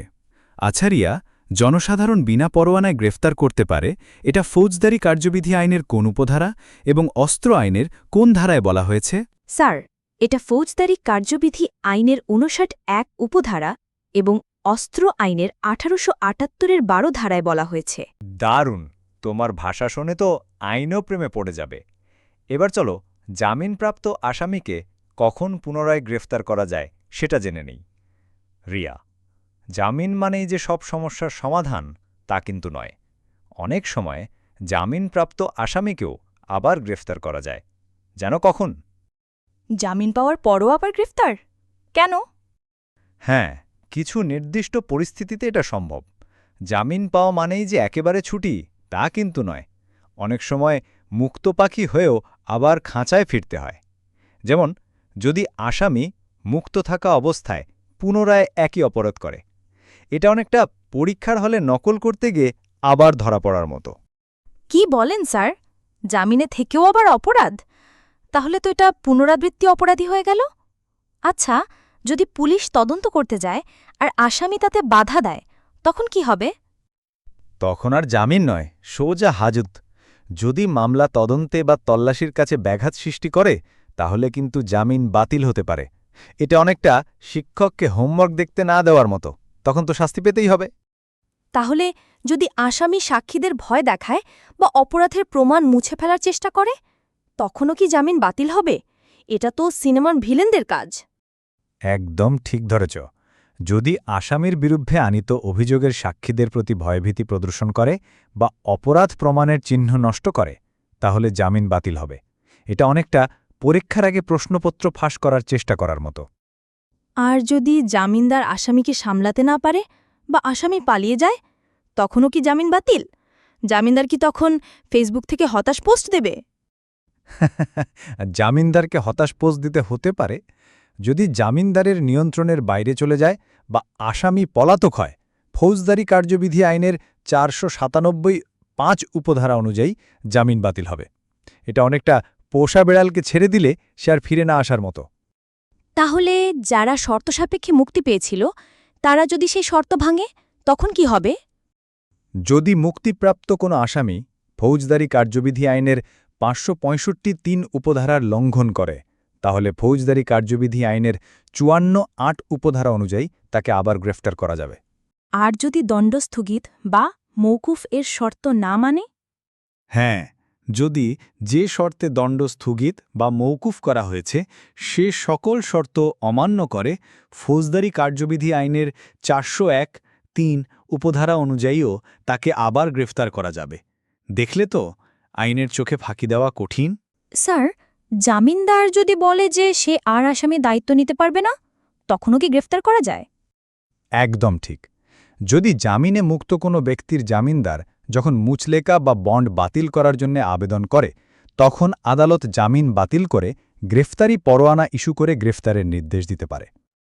আচ্ছা রিয়া, জামিনদারের নিয়ন্ত্রণের বাইরে চলে গেলে বা আসামি পলাতক হলে জামিনপ্রাপ্ত আসামিকে পুনরায় গ্রেফতার করা যায়। এটা ফৌজদারি কার্যবিধি আইনের কোন উপধারায় বলা হয়েছে? স্যার, এটা ফৌজদারি কার্যবিধি আইনের ৪৯৭(৫) উপধারায় বলা হয়েছে। দারুণ! তুমি যে যুক্তি দাও তাতে খালাস কিংবা সাজা দুটোই সঠিক লাগে। এবার চলো গ্রেফতার না করেও কি কারো দেহ তল্লাশি করা যায় সেটা জেনে নিই। রিয়া, তুমি কি জানো পুলিশ সব সময় গ্রেফতার না করেও কারো দেহ তল্লাশি করতে পারে? গ্রেফতার না করেও তল্লাশি? এটা তো আরও অদ্ভুত। কিভাবে সম্ভব? হ্যাঁ, কিছু বিশেষ পরিস্থিতিতে এটা সম্ভব। ধরো অনেক সময় গ্রেফতার না করেও কিন্তু তল্লাশি চালানো যায়। যেমন গৃহ তল্লাশির সময় গৃহে অবস্থানকারী কোনো ব্যক্তির দেহে কোনো আলামত আছে এমন সন্দেহে তাকে গ্রেফতার না করে দেহ তল্লাশি করা যায় ফৌজদারি কার্যবিধি আইনের ১০২(৩) ধারা অনুযায়ী। এটা অনেকটা খেলার মাঠে সন্দেহজনক গতিবিধি দেখলেই বল কেড়ে নেওয়ার মতো। কি বলেন স্যার? তার মানে গ্রেফতার না করেও তল্লাশি? এটা তো তাহলে গ্রেফতারবিহীন গুপ্ত অভিযান হয়ে গেল। আচ্ছা, যদি কারো কাছে চোরাই মাল আছে বলে সন্দেহ হয়, তখনও কি গ্রেফতার না করেও তল্লাশি? একদম। যদি কোনো ব্যক্তির কাছে চোরাই মাল আছে এমন সন্দেহ হয়, তাহলে তাকে গ্রেফতার না করে তল্লাশি করা যায়। এটা অনেকটা লুকিয়ে মিষ্টি খাচ্ছে কিনা দেখার জন্যে পকেট চেক করার মতো। তাহলে মাদকদ্রব্য থাকলেও কি গ্রেফতার না করে তল্লাশি চালানো যাবে? এটা তো তাহলে সুপার পাওয়ারের মতো। একদম ঠিক বলেছ। যদি কোনো ব্যক্তির কাছে অবৈধ মাদকদ্রব্য আছে এমন সন্দেহ হয়, তাহলে মাদকদ্রব্য নিয়ন্ত্রণ আইনের ৩৬(১) গ ধারা অনুযায়ী তাকে গ্রেফতার না করে তল্লাশি করা যায়। এটা অনেকটা মাদকদ্রব্য বিরোধী অভিযানের প্রথম ধাপ। তার মানে শুধু মাদকদ্রব্যের ক্ষেত্রে এটা সম্ভব, অন্য কোনো অবৈধ জিনিসের ক্ষেত্রে কি এমন হয় না? না না, শুধু মাদকদ্রব্য নয়। ধরো ঢাকা মহানগর এলাকায় যে কোনো সন্দেহজনক ব্যক্তিকে গ্রেফতার না করেও তার দেহ তল্লাশি করা যায়। এটা যেন ঢাকার পুলিশের জন্য একটা বিশেষ ক্ষমতা, অনেকটা সন্দেহজনক হলেই চেক, ব্যাপারটা এমন। তার মানে গৃহ তল্লাশিতে আলামতে সন্দেহ, চোরাই মাল বা মাদকদ্রব্যের সন্দেহ, এমনকি ঢাকা মহানগরীর সন্দেহজনক ব্যক্তিকেও গ্রেফতার না করে তল্লাশি চালানো যায়। এটা তো তাহলে পুলিশের জন্য অনেক সুবিধা। মনে হচ্ছে এখন থেকে সন্দেহ হলেই বিনা গ্রেফতারি তল্লাশি। একদম। দেখলে তো আইন কতটা কৌশলী। বিনা গ্রেফতারি তল্লাশি শুনলে মনে হতে পারে পুলিশ সব ক্ষমতা পেয়ে গেছে, কিন্তু এর পেছনে যুক্তি আছে। আসলে এইসব নিয়ম তৈরি হয়েছে যাতে অপরাধীরা আইনের ফাঁক গলে বেরিয়ে যেতে না পারে আর সমাজটা নিরাপদ থাকে। তবে এই ক্ষমতাগুলোও কিন্তু আইন মেনেই ব্যবহার করতে হয়, বুঝলে? বুঝলাম স্যার, আইন কতটা কৌশলী। এই বিনা গ্রেফতারি তল্লাশির ক্ষমতাটা তো বেশ সুবিধার মনে হচ্ছে পুলিশের জন্য। আচ্ছা স্যার, পুলিশ যদি সন্দেহ করে যে আমার কাছে চোরাই মাল আছে, তাহলে কি আমাকে গ্রেফতার না করে তল্লাশি করতে পারবে? এটা তো তাহলে সন্দেহ বনাম তল্লাশির একটা দারুণ খেলা। একদম। এই ক্ষমতাগুলো দেওয়া হয়েছে যাতে অপরাধীরা আলামত নষ্ট করতে না পারে বা অবৈধ জিনিসপত্র লুকিয়ে রাখতে না পারে। এটা অপরাধ দমনের জন্য একটি গুরুত্বপূর্ণ ক্ষমতা। আচ্ছা রিয়া, গৃহ তল্লাশির সময় গৃহে অবস্থানকারী ব্যক্তির দেহে কোনো আলামত আছে এমন সন্দেহে তাকে গ্রেফতার না করে দেহ তল্লাশি করা যায়, এটা ফৌজদারি কার্যবিধি আইনের কোন ধারায় বলা হয়েছে? স্যার, এটা ফৌজদারি কার্যবিধি আইনের ১০২(৩) ধারায় বলা হয়েছে। দারুণ! তোমার মুখের ধারা যেন রায়প্রসূত নদী। এবার চলো, গ্রেফতার কার্যে বাধা দিলে কি অপরাধ হয় সেটা জেনে নিই। রিয়া, গ্রেফতার একটি আইনসম্মত প্রক্রিয়া। এতে বাধা দিলে কি অপরাধ হয় জানো? সরকারি কাজে বাধা দেওয়া? একদম ঠিক। দণ্ডবিধির ২২৪ ধারায় বলা হয়েছে যে কোনো ব্যক্তি যে অপরাধে অভিযুক্ত বা দণ্ডিত হয়েছে, সে অপরাধের জন্যে গ্রেফতারকারী ব্যক্তি কর্তৃক তাকে গ্রেফতার করার সময় ইচ্ছাকৃতভাবে উক্ত ব্যক্তি নিজে গ্রেফতার কার্যে বাধা দিলে বা অবৈধ প্রতিবন্ধকতা সৃষ্টি করলে অপরাধী হিসেবে দণ্ডনীয় হবে। আর দণ্ডবিধির ২২৫ ধারায় বলা হয়েছে যে কোনো ব্যক্তি কোনো অপরাধের জন্যে অপর কোনো ব্যক্তির আইনানুগ গ্রেফতার কার্যে ইচ্ছাকৃত বাধা দিলে বা অবৈধ প্রতিবন্ধকতা সৃষ্টি করলে অপরাধী হিসেবে দণ্ডনীয় হবে। স্যার, যদি পুলিশ ভুল করে আমাকে গ্রেপ্তার করতে আসে আর আমি বাধা দিই, তখনও কি অপরাধ হবে? খুব ভালো প্রশ্ন। এখানে আইনের সূক্ষ্মতা। দণ্ডবিধির ২২৪ ধারা আইনসঙ্গতভাবে গ্রেপ্তারের কথা বলে। যদি গ্রেফতারটি ভুল পরিচয়ের কারণে আইনসম্মত না হয়, যেমনটা আমরা এএসআই কামাল আর রহিম করিমের গল্পে দেখেছি, তাহলে বাধা প্রদান অপরাধ নাও হতে পারে, বরং আত্মরক্ষার অধিকারের আওতায় আসতে পারে। তবে যদি গ্রেফতারটি আইনসম্মত হয়, তাহলে বাধা দেওয়াটা অপরাধ। আচ্ছা রিয়া, গ্রেফতার কার্যে বাধা দিলে দণ্ডবিধির কোন ধারায় অপরাধ হয়? স্যার, দণ্ডবিধি ২২৪ ও ২২৫ ধারায় অপরাধ হয়। দারুণ! তুমি প্রশ্ন নয়, পুরো জেরা নাটক তৈরি করে ফেলো। এবার চলো, সরকারি কর্মচারী কর্তৃক গ্রেফতারের ত্রুটি বা অবহেলা প্রদর্শন করলে কি অপরাধ হয় সেটা জেনে নিই। রিয়া, সরকারি কর্মচারীদের, বিশেষ করে পুলিশ অফিসারদের কিছু নির্দিষ্ট দায়িত্ব আছে। যদি তারা গ্রেফতারের ক্ষেত্রে কোনো ত্রুটি বা অবহেলা করে, তাহলে কি তাদের কোনো অপরাধ হবে? তাদের তো দায়িত্ব পালন করতে হবে, তাই হয়তো অপরাধ হবে। একদম ঠিক। দণ্ডবিধির ২২১ ধারার বলা হয়েছে যে কোনো ব্যক্তি সরকারি কর্মচারী হয়েও সরকারি কর্মচারী হিসেবে কোনো অপরাধে অভিযুক্ত বা গ্রেফতারযোগ্য ব্যক্তিকে গ্রেফতার করতে বা আটক করতে আইনত বাধ্য হওয়া সত্ত্বেও ইচ্ছাকৃতভাবে উক্ত ব্যক্তিকে গ্রেফতার না করলে বা পালিয়ে যেতে দিলে বা পলায়নের উদ্যোগে সাহায্য করলে অপরাধী হিসেবে দণ্ডনীয় হবে। স্যার, তার মানে পুলিশ যদি ইচ্ছাকৃতভাবে কোনো অপরাধীকে না ধরে, তাহলে সেটা অপরাধ? হ্যাঁ, ঠিক তাই। ধরো, একজন পুলিশ অফিসার একজন দাগী আসামিকে দেখল, কিন্তু তাকে গ্রেফতার না করে ছেড়ে দিল। এটা তার কর্তব্যে অবহেলা এবং আইনত অপরাধ। আবার যদি ভুল ব্যক্তিকে গ্রেফতার করে, সেটাও কর্তব্যে অবহেলার একটি রূপ হতে পারে, যেমনটা আমরা এসআই কামালের ক্ষেত্রে দেখেছি। আচ্ছা রিয়া, সরকারি কর্মচারী করতে গ্রেফতারের ত্রুটি বা অবহেলার প্রদর্শন করলে দণ্ডবিধির কোন ধারায় অপরাধ হয়?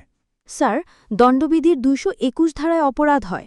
দারুণ, তোমার আইনি বিশ্লেষণ শুনে মনে হয় আইনই তোমার প্রেম। এবার চলো, পুলিশ অফিসার গ্রেফতারের পর কতক্ষণ থানায় আটক রাখতে পারে সেটা জেনে নিই। রিয়া, গ্রেফতারের পর পুলিশ অফিসার একজন আসামিকে কতক্ষণ থানায় আটক রাখতে পারে তার একটা নির্দিষ্ট সময়সীমা আছে, জানো সেটা কতক্ষণ? 24 ঘন্টা। একদম ঠিক।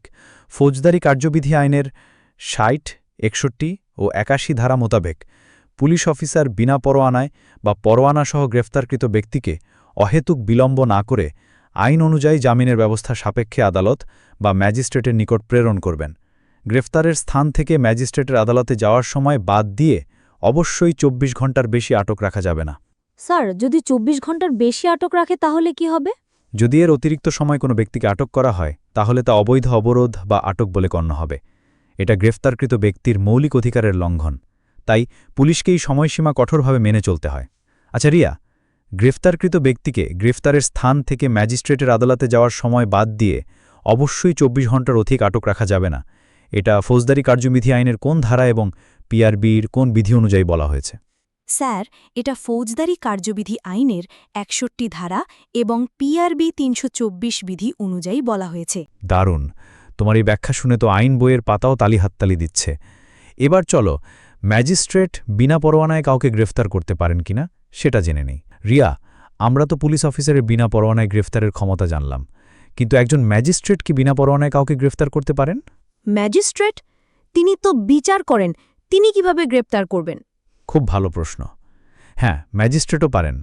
ফৌজদারি কার্যবিধি আইনের ৬৪ ধারা মোতাবেক কোনো ব্যক্তি ম্যাজিস্ট্রেটের উপস্থিতিতে তার আওতাধীন এলাকার মধ্যে কোনো অপরাধ করলে তিনি নিজে উক্ত অপরাধীকে বিনা পরোয়ানায় গ্রেফতার করতে পারেন অথবা অপর কোনো ব্যক্তিকে উক্ত ব্যক্তিকে বিনা পরোয়ানায় গ্রেফতারের আদেশ দিতে পারেন। তার মানে ম্যাজিস্ট্রেটের সামনে যদি কেউ চুরি করে তিনি নিজেই চোরকে ধরতে পারবেন? একদম ঠিক। এছাড়াও ফৌজদারি কার্যবিধি আইনের ৬৫ ধারা মোতাবেক কোনো ব্যক্তি ম্যাজিস্ট্রেটের উপস্থিতিতে তার আওতাধীন এলাকার মধ্যে কোনো অপরাধ না করেও যদি ম্যাজিস্ট্রেট মনে করেন যে তাকে গ্রেফতার করা প্রয়োজন, তাহলে তিনি নিজে উক্ত ব্যক্তিকে বিনা পরোয়ানায় গ্রেফতার করতে পারেন অথবা অপর কোনো ব্যক্তিকে গ্রেফতারের আদেশ দিতে পারেন। এটা ম্যাজিস্ট্রেটের বিশেষ ক্ষমতা। আচ্ছা রিয়া, ম্যাজিস্ট্রেট তার উপস্থিতিতে তার আওতাধীন এলাকার মধ্যে কোনো অপরাধ করলে তিনি নিজে উক্ত অপরাধীকে বিনা পরোয়ানায় গ্রেপ্তার করতে পারেন। এটা ফৌজদারি কার্যবিধি আইনের কোন ধারায় বলা হয়েছে? স্যার, এটা ফৌজদারি কার্যবিধি আইনের ৬৪ ধারায় বলা হয়েছে। দারুণ, এই উত্তর শুনে মনে হচ্ছে তুমি শুধু ছাত্রী নও, ধারার দূত। এবার চলো, পুলিশ অফিসার কোনো সাক্ষীকে বিনা পরোয়ানায় গ্রেপ্তার করতে পারেন কিনা সেটা জেনে নিই। রিয়া, আমরা আগেই আলোচনা করেছি যে পুলিশ অফিসার কিছু বিশেষ পরিস্থিতিতে সাক্ষী বা ফরিয়াদিকে গ্রেপ্তার করতে পারেন, কিন্তু তুমি কি মনে করো এটা সবসময় সম্ভব? যদি সে আদালতে হাজির হতে না চায়? একদম ঠিক। ফৌজদারি কার্যবিধি আইনের ১৭১ ধারা মোতাবেক যদি কোনো সাক্ষী আদালতে হাজির হতে বা আদালতে হাজির হওয়ার নিমিত্তে মুচলেকা দিতে অস্বীকার করে, তাহলে থানার ভারপ্রাপ্ত পুলিশ অফিসার উক্ত সাক্ষীকে বিনা পরোয়ানায় গ্রেপ্তার করতে পারেন। তাকে আদালতে হাজির করা বা হাজির হওয়ার মুচলেকা সম্পাদন না করা পর্যন্ত বা মামলার শুনানি সমাপ্ত না হওয়া পর্যন্ত হেফাজতে আটক রাখা যেতে পারে। স্যার, তার মানে সাক্ষী যদি সহযোগিতা না করে তাহলে তাকে গ্রেফতার করা যাবে? হ্যাঁ, ঠিক তাই। বিচার প্রক্রিয়ার সুষ্ঠু পরিচালনার জন্য সাক্ষীদের সহযোগিতা অপরিহার্য। যদি কোনো সাক্ষী ইচ্ছাকৃতভাবে সহযোগিতা না করে বা আদালতে হাজির হতে অস্বীকার করে, তাহলে তাকে বাধ্য করার জন্য এই ক্ষমতা প্রয়োগ করা হয়। আচ্ছা রিয়া, কোনো সাক্ষী আদালতে হাজির হতে বা মুচলেকা দিতে অস্বীকার করলে পুলিশ অফিসার তাকে বিনা পরোয়ানায় গ্রেপ্তার করতে পারেন। এটা ফৌজদারি কার্যবিধি আইনের কোন ধারায় বলা হয়েছে? স্যার, এটা ফৌজদারি কার্যবিধি আইনের ১৭১ উপধারায় বলা হয়েছে। দারুণ। ওরে বাবা, তুমি তো দেখছি ধারা গিলেই ফেললে। এবার চলো, গ্রেপ্তারের পর পলায়ন করলে কি অপরাধ হয় সেটা জেনে নিই। রিয়া, ধরো একজন অপরাধীকে আইনসম্মতভাবে গ্রেপ্তার করা হলো, কিন্তু সে পুলিশের হেফাজত থেকে পালিয়ে গেল। এটা কি কোনো অপরাধ? হ্যাঁ স্যার, এটা তো অবশ্যই অপরাধ। একদম ঠিক। দণ্ডবিধির ২২৪ ধারায় বলা হয়েছে যে কোনো অপরাধে অভিযুক্ত বা দণ্ডিত ব্যক্তিকে আইনানুগভাবে গ্রেফতার বা আটক করবার পর উক্ত ব্যক্তি আইনসম্মত হেফাজত বা হাজত থেকে পলায়ন করলে বা পলায়নের উদ্যোগ করলে অপরাধী হিসাবে দণ্ডনীয় হবে। স্যার পলায়নের উদ্যোগ মানে কি? মানে হল, সে যদি পালানোর চেষ্টা করে কিন্তু সফল না হয়, সেটাও অপরাধ। ধরো সে হাতকড়া খোলার চেষ্টা করল বা দৌড় দেবার জন্য প্রস্তুতি নিল, কিন্তু পুলিশ তাকে ধরে ফেলল, এটাও দণ্ডনীয় অপরাধ। কারণ আইনসম্মত হেফাজত থেকে পালানোর চেষ্টা করাটাই অপরাধ। আচ্ছা রিয়া, গ্রেফতারের পর পলায়ন করলে বা পলায়নের উদ্যোগ করলে দণ্ডবিধির কোন ধারায় অপরাধ হয়? স্যার দণ্ডবিধির 224 ধারায় অপরাধ হয়। দারুণ! তোমার মুখে আইনের ধারা এত সাবলীল, মনে হচ্ছে বাংলা সিনেমার ডায়ালগ। এবার চলো, গ্রেফতার এড়ানোর চেষ্টাকালে মৃত্যু ঘটানো যায় কিনা সেটা জেনে নিই। ব্রিয়া, এটা একটা খুব সংবেদনশীল প্রশ্ন। আইনানু গ্রেফতার এড়ানোর চেষ্টাকালে কি কোনো ব্যক্তির মৃত্যু পর্যন্ত ঘটানো যায়? মনে হয় না স্যার, জীবন তো অনেক মূল্যবান। সাধারণত না, তবে একটি বিশেষ পরিস্থিতিতে আইন এর অনুমতি দেয়। ফৌজদারি কার্যবিধি আইনের ৪৬-এর ৩ উপধারা অনুযায়ী যদি আসামি মৃত্যুদণ্ড বা যাবজ্জীবন কারাদণ্ডে দণ্ডনীয় কোনো অপরাধে অভিযুক্ত হয় এবং গ্রেফতার এড়ানোর চেষ্টা করে, তাহলে তাকে গ্রেফতারের জন্য পুলিশ আগ্নেয়াস্ত্র ব্যবহার করতে পারে, যার ফলে তার মৃত্যু পর্যন্তও ঘটতে পারে। ও, তার মানে শুধু গুরুতর অপরাধের ক্ষেত্রেই এমনটা হতে পারে? হ্যাঁ, ঠিক তাই। যেমন খুন বা ডাকাতির মতো গুরুতর অপরাধের আসামি যদি গ্রেফতার এড়ানোর জন্য মরিয়া হয়ে ওঠে এবং অন্যকে বা পুলিশকে আঘাত করার চেষ্টা করে, তখনই ক্ষমতা প্রয়োগ করা যেতে পারে। এটা করা হয় জননিরাপত্তা এবং আইন প্রয়োগকারী সংস্থার সদস্যদের সুরক্ষার জন্য। তবে প্রয়োজনের অতিরিক্ত শক্তি প্রয়োগ করা যাবে না, এটা সবসময় মনে রাখতে হবে। আচ্ছা রিয়া, মৃত্যুদণ্ড বা যাবজ্জীবন কারাদণ্ডে দণ্ডনীয় আসামি গ্রেফতার এড়ানোর চেষ্টা করলে তাকে গ্রেফতারের জন্য পুলিশ আগ্নেয়াস্ত্র ব্যবহার করতে পারে, এটা ফৌজদারি কার্যবিধি আইনের কোন উপধারা এবং পিআরবির কোন বিধি অনুযায়ী বলা হয়েছে? স্যার এটা ফৌজদারি কার্যবিধি আইনের ৪৬-এর ৩ উপধারা এবং পিআরবি ১৫৩-র ক, ঘ বিধি অনুযায়ী বলা হয়েছে। দারুণ! তোমার এই উত্তর শুনে আমি তো ধারা খাতা বন্ধ করে তোমার খাতা খুলে ফেলি। এবার চলো, জেলার বাইরে গিয়ে গ্রেফতার করা যায় কিনা সেটা জেনে নিই। রিয়া, ধরো একজন অপরাধী এক জেলায় অপরাধ করে অন্য জেলায় পালিয়ে গেল, পুলিশ কি তাকে গ্রেফতার করতে জেলার বাইরে যেতে পারে? মনে হয় না স্যার, এক জেলার পুলিশ তো অন্য জেলায় ক্ষমতা প্রয়োগ করতে পারবে না। এইখানেই তো মজার ব্যাপার। হ্যাঁ, পারে। ফৌজদারি কার্যবিধি আইনের ৫৮ মোতাবেক পুলিশ অফিসার বিনা পরোয়ানায় যে ব্যক্তিকে গ্রেফতারের জন্য ক্ষমতাপ্রাপ্ত, সেই ব্যক্তিকে গ্রেফতার করবার উদ্দেশ্যে তার আওতাধীন এলাকার বাইরে অর্থাৎ বাংলাদেশের যে কোনো স্থানে উক্ত ব্যক্তিকে অনুসরণ করে গ্রেফতার করতে পারবেন। ও, তার মানে বাংলাদেশের যে কোনো জায়গায় যেতে পারবে? একদম ঠিক। এছাড়াও ফৌজদারি কার্যবিধি আইনের ৬৬ ধারা মোতাবেক পুলিশ হেফাজত থেকে বা আইনসম্মত হেফাজত থেকে কোনো ব্যক্তি পলায়ন করলে বা তাকে কেউ ছিনিয়ে নিয়ে গেলে সেই ব্যক্তিকে গ্রেফতারের জন্য সঙ্গে সঙ্গে বাংলাদেশের যে কোনো স্থানে গিয়ে পুলিশ অফিসার উক্ত ব্যক্তিকে অনুসরণ করে গ্রেফতার করতে পারবেন। এই ক্ষেত্রে ফৌজদারি কার্যবিধি আইনের ৪৭, ৪৮ ও ৪৯ ধারার নিয়মগুলো অনুসরণ করতে হবে। আচ্ছা রিয়া, পুলিশ যাকে গ্রেফতার করতে ক্ষমতাবান তাকে গ্রেফতার করতে জেলার বাইরে অর্থাৎ বাংলাদেশের যে কোনো স্থানে অনুসরণ করে গ্রেফতার করতে পারবেন, এটা ফৌজদারি কার্যবিধি আইনের কোন ধারায় বলা হয়েছে? স্যার এটা ফৌজদারি কার্যবিধি আইনের ৫৮ এবং ৬৬ ধারায় বলা হয়েছে। দারুণ! তোমার উত্তরের তেজ দেখে মনে হচ্ছে তুমি ফৌজদারি কোডের পাখি। এবার চলো পিআরবি মোতাবেক বিনা পরোয়ানায় গ্রেফতারের বিধিগুলো জেনে নিই। রিয়া, আমরা তো ফৌজদারি কার্যবিধি আইনের ৫৪ ধারায় বিনা পরোয়ানায় গ্রেফতারের অনেকগুলো ক্ষেত্র জানলাম, কিন্তু পিআরবিতেও কিছু নির্দিষ্ট বিধি আছে যা পুলিশকে বিনা পরোয়ানায় গ্রেফতারের ক্ষমতা দেয়। পিআরবিতে কি কি আছে স্যার? পিআরবিতে কিন্তু অনেকগুলো মজার বিধি আছে। ধরো, প্রতিরক্ষা বাহিনী থেকে পলায়নকারীকে পিআরবি ৩১৯, ৩২০, ১১১৯ বিধি অনুযায়ী বিনা পরোয়ানায় গ্রেফতার করা যায়, অনেকটা স্কুল থেকে পালানো ছাত্রকে আবার জোর করে ক্লাসে ফিরিয়ে আনার মতো। ও বাবা, সেনাবাহিনীর লোক পালিয়ে গেলেও পুলিশ ধরতে পারবে? তাহলে তো পালানোর সাহস করাই যাবে না। আচ্ছা, যদি অন্য পুলিশ অফিসার থেকে লিখিত অনুরোধ আসে, তখনও কি বিনা পরোয়ানায় গ্রেফতার করবে? একদম। যাকে গ্রেফতারের জন্য অন্য কোনো পুলিশ অফিসার থেকে লিখিত অনুরোধ পাওয়া গেছে, তাকে পিআরবি ৩১৬ ক, ১২১ বিধি অনুযায়ী বিনা পরোয়ানায় গ্রেফতার করা যায়। এটা অনেকটা বন্ধুদের আবদারে তাদের কাজে সাহায্য করার মতো। তবে এখানে একটু আইনি বাধ্যবাধকতা থাকে। আর সে আইনি বাধ্যবাধকতা হল লিখিত অনুরোধ, গ্রেফতারযোগ্য অপরাধ, অনুরোধকারী নিজেই গ্রেফতার করতে পারতেন। এই 3টা পূরণ না হলে তুমি বন্ধুর হয়ে নয়, বরং নিজের বিপদ ডেকে আনবে। তাহলে ১২৪ উপধারা লঙ্ঘন করলে বা জনতা ছত্রভঙ্গ না হলে তখনও কি বিনা পারণায় গ্রেফতার? এটা তো দেখছি আইনি ফাঁদ। হ্যাঁ, ১২৪-এর ৫ উপধারা লঙ্ঘন করলে ১২৪-এর ৬ উপধারায় এবং পিআরবি ৩৪৮ বিধি অনুযায়ী পুলিশ অফিসার বিনা পরোয়ানায় গ্রেফতার করতে পারে। আর ১২৭ ধারায় আদেশ দেওয়া সত্ত্বেও যদি কোনো অবৈধ জনতার ছত্রভঙ্গ না হয় বা ছত্রভঙ্গ না হওয়ার আচরণ প্রকাশ করে, তাহলে তাদেরকে ছত্রভঙ্গ করার জন্য পিআরবি ১৫৩-র গ বিধি অনুযায়ী পুলিশ অফিসার বিনা পরোয়ানায় গ্রেফতার করতে পারে। অনেকটা লাল বাতি না মানলে যেমন ফাইন দিতে হয়, তেমন আর কি। তার মানে আইন ভাঙলে বা বিশৃঙ্খলা করলে তো গ্রেফতার নিশ্চিত। আচ্ছা, যারা শর্ত সাপেক্ষে ছাড়া পায় তারা যদি শর্ত না মানে তখন কি হবে? তখন তাদের আবার পিছিয়ে পড়া ক্লাসে ফেরত আনা হয়। যে সকল শর্তে দণ্ড স্থগিত বা মৌকুফ করা হয়েছে তার কোনোটি শর্ত পালন করা হয়নি বলে মনে করলে সরকার দণ্ড স্থগিত বা মৌকুফের আদেশ বাতিল করলে পিআরবি ৩১৬-র ক ২৮৬ বিধি অনুযায়ী তাকে পুলিশ অফিসার বিনা পরোয়ানায় গ্রেফতার করতে পারে। এটা অনেকটা কথা দিয়ে কথা না রাখার পরিণতির মতো। তাহলে পিআরবি তো দেখছি একটা বিরাট ক্ষমতার ভাণ্ডার। ছোটখাটো নিয়ম ভাঙলেও পুলিশ বিনা পরোয়ানায় ধরতে পারে। একদম। পিআরবি আমাদের পুলিশের কাজের ক্ষেত্রে নির্দেশিকা দেয়, অনেকটা ট্রাফিক রুলসের মতো।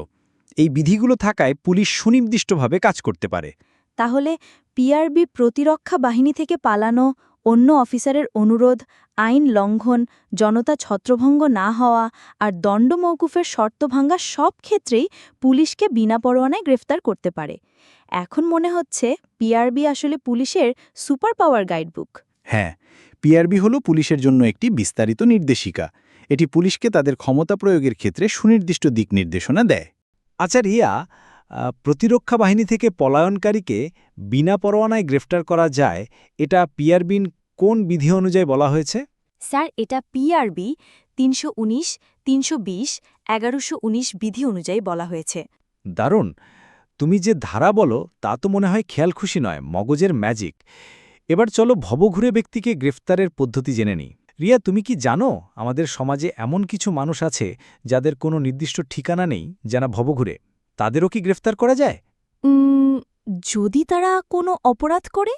শুধু অপরাধ করলেই নয়, থানার ভারপ্রাপ্ত কর্মকর্তা ওসি যদি সংবাদ পান যে তার এলাকার মধ্যে কোনো ভবঘুরে ও সন্দেহভাজন ব্যক্তি অপরাধ করার জন্য সতর্কতা অবলম্বন করে, যার জীবিকা নির্বাহে প্রকাশ্য কোনো পন্থা নেই, যে ব্যক্তি নিজের সম্পর্কে কোনো সন্তোষজনক জবাব দিতে পারে না, যার চলাফেরা ও আচরণ সন্দেহজনক বলে প্রতীয়মান হয়, তাহলে ওসি ফৌজদারি কার্যবিধি আইনের ৫৫ ধারা মতে তাকে বিনা পরোয়ানায় গ্রেফতার করতে পারেন।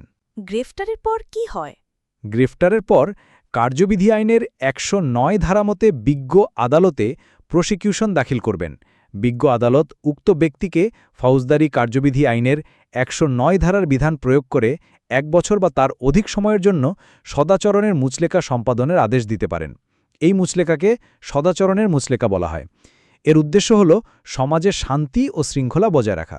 আচ্ছা রিয়া, ভবঘুরে ব্যক্তিকে গ্রেফতারের কথা ফৌজদারি কার্যবিধি আইনের কোন ধারা এবং পিআরবির কোন বিধি অনুযায়ী বলা হয়েছে? স্যার, এটা ফৌজদারি কার্যবিধি আইনের ৫৫ ও ১০৯ ধারা এবং পিআরবি ২৮৮ বিধি অনুযায়ী বলা হয়েছে। দারুণ! তোমার বিশ্লেষণ দেখে তো আইনের ভাষাও রোমাঞ্চিত।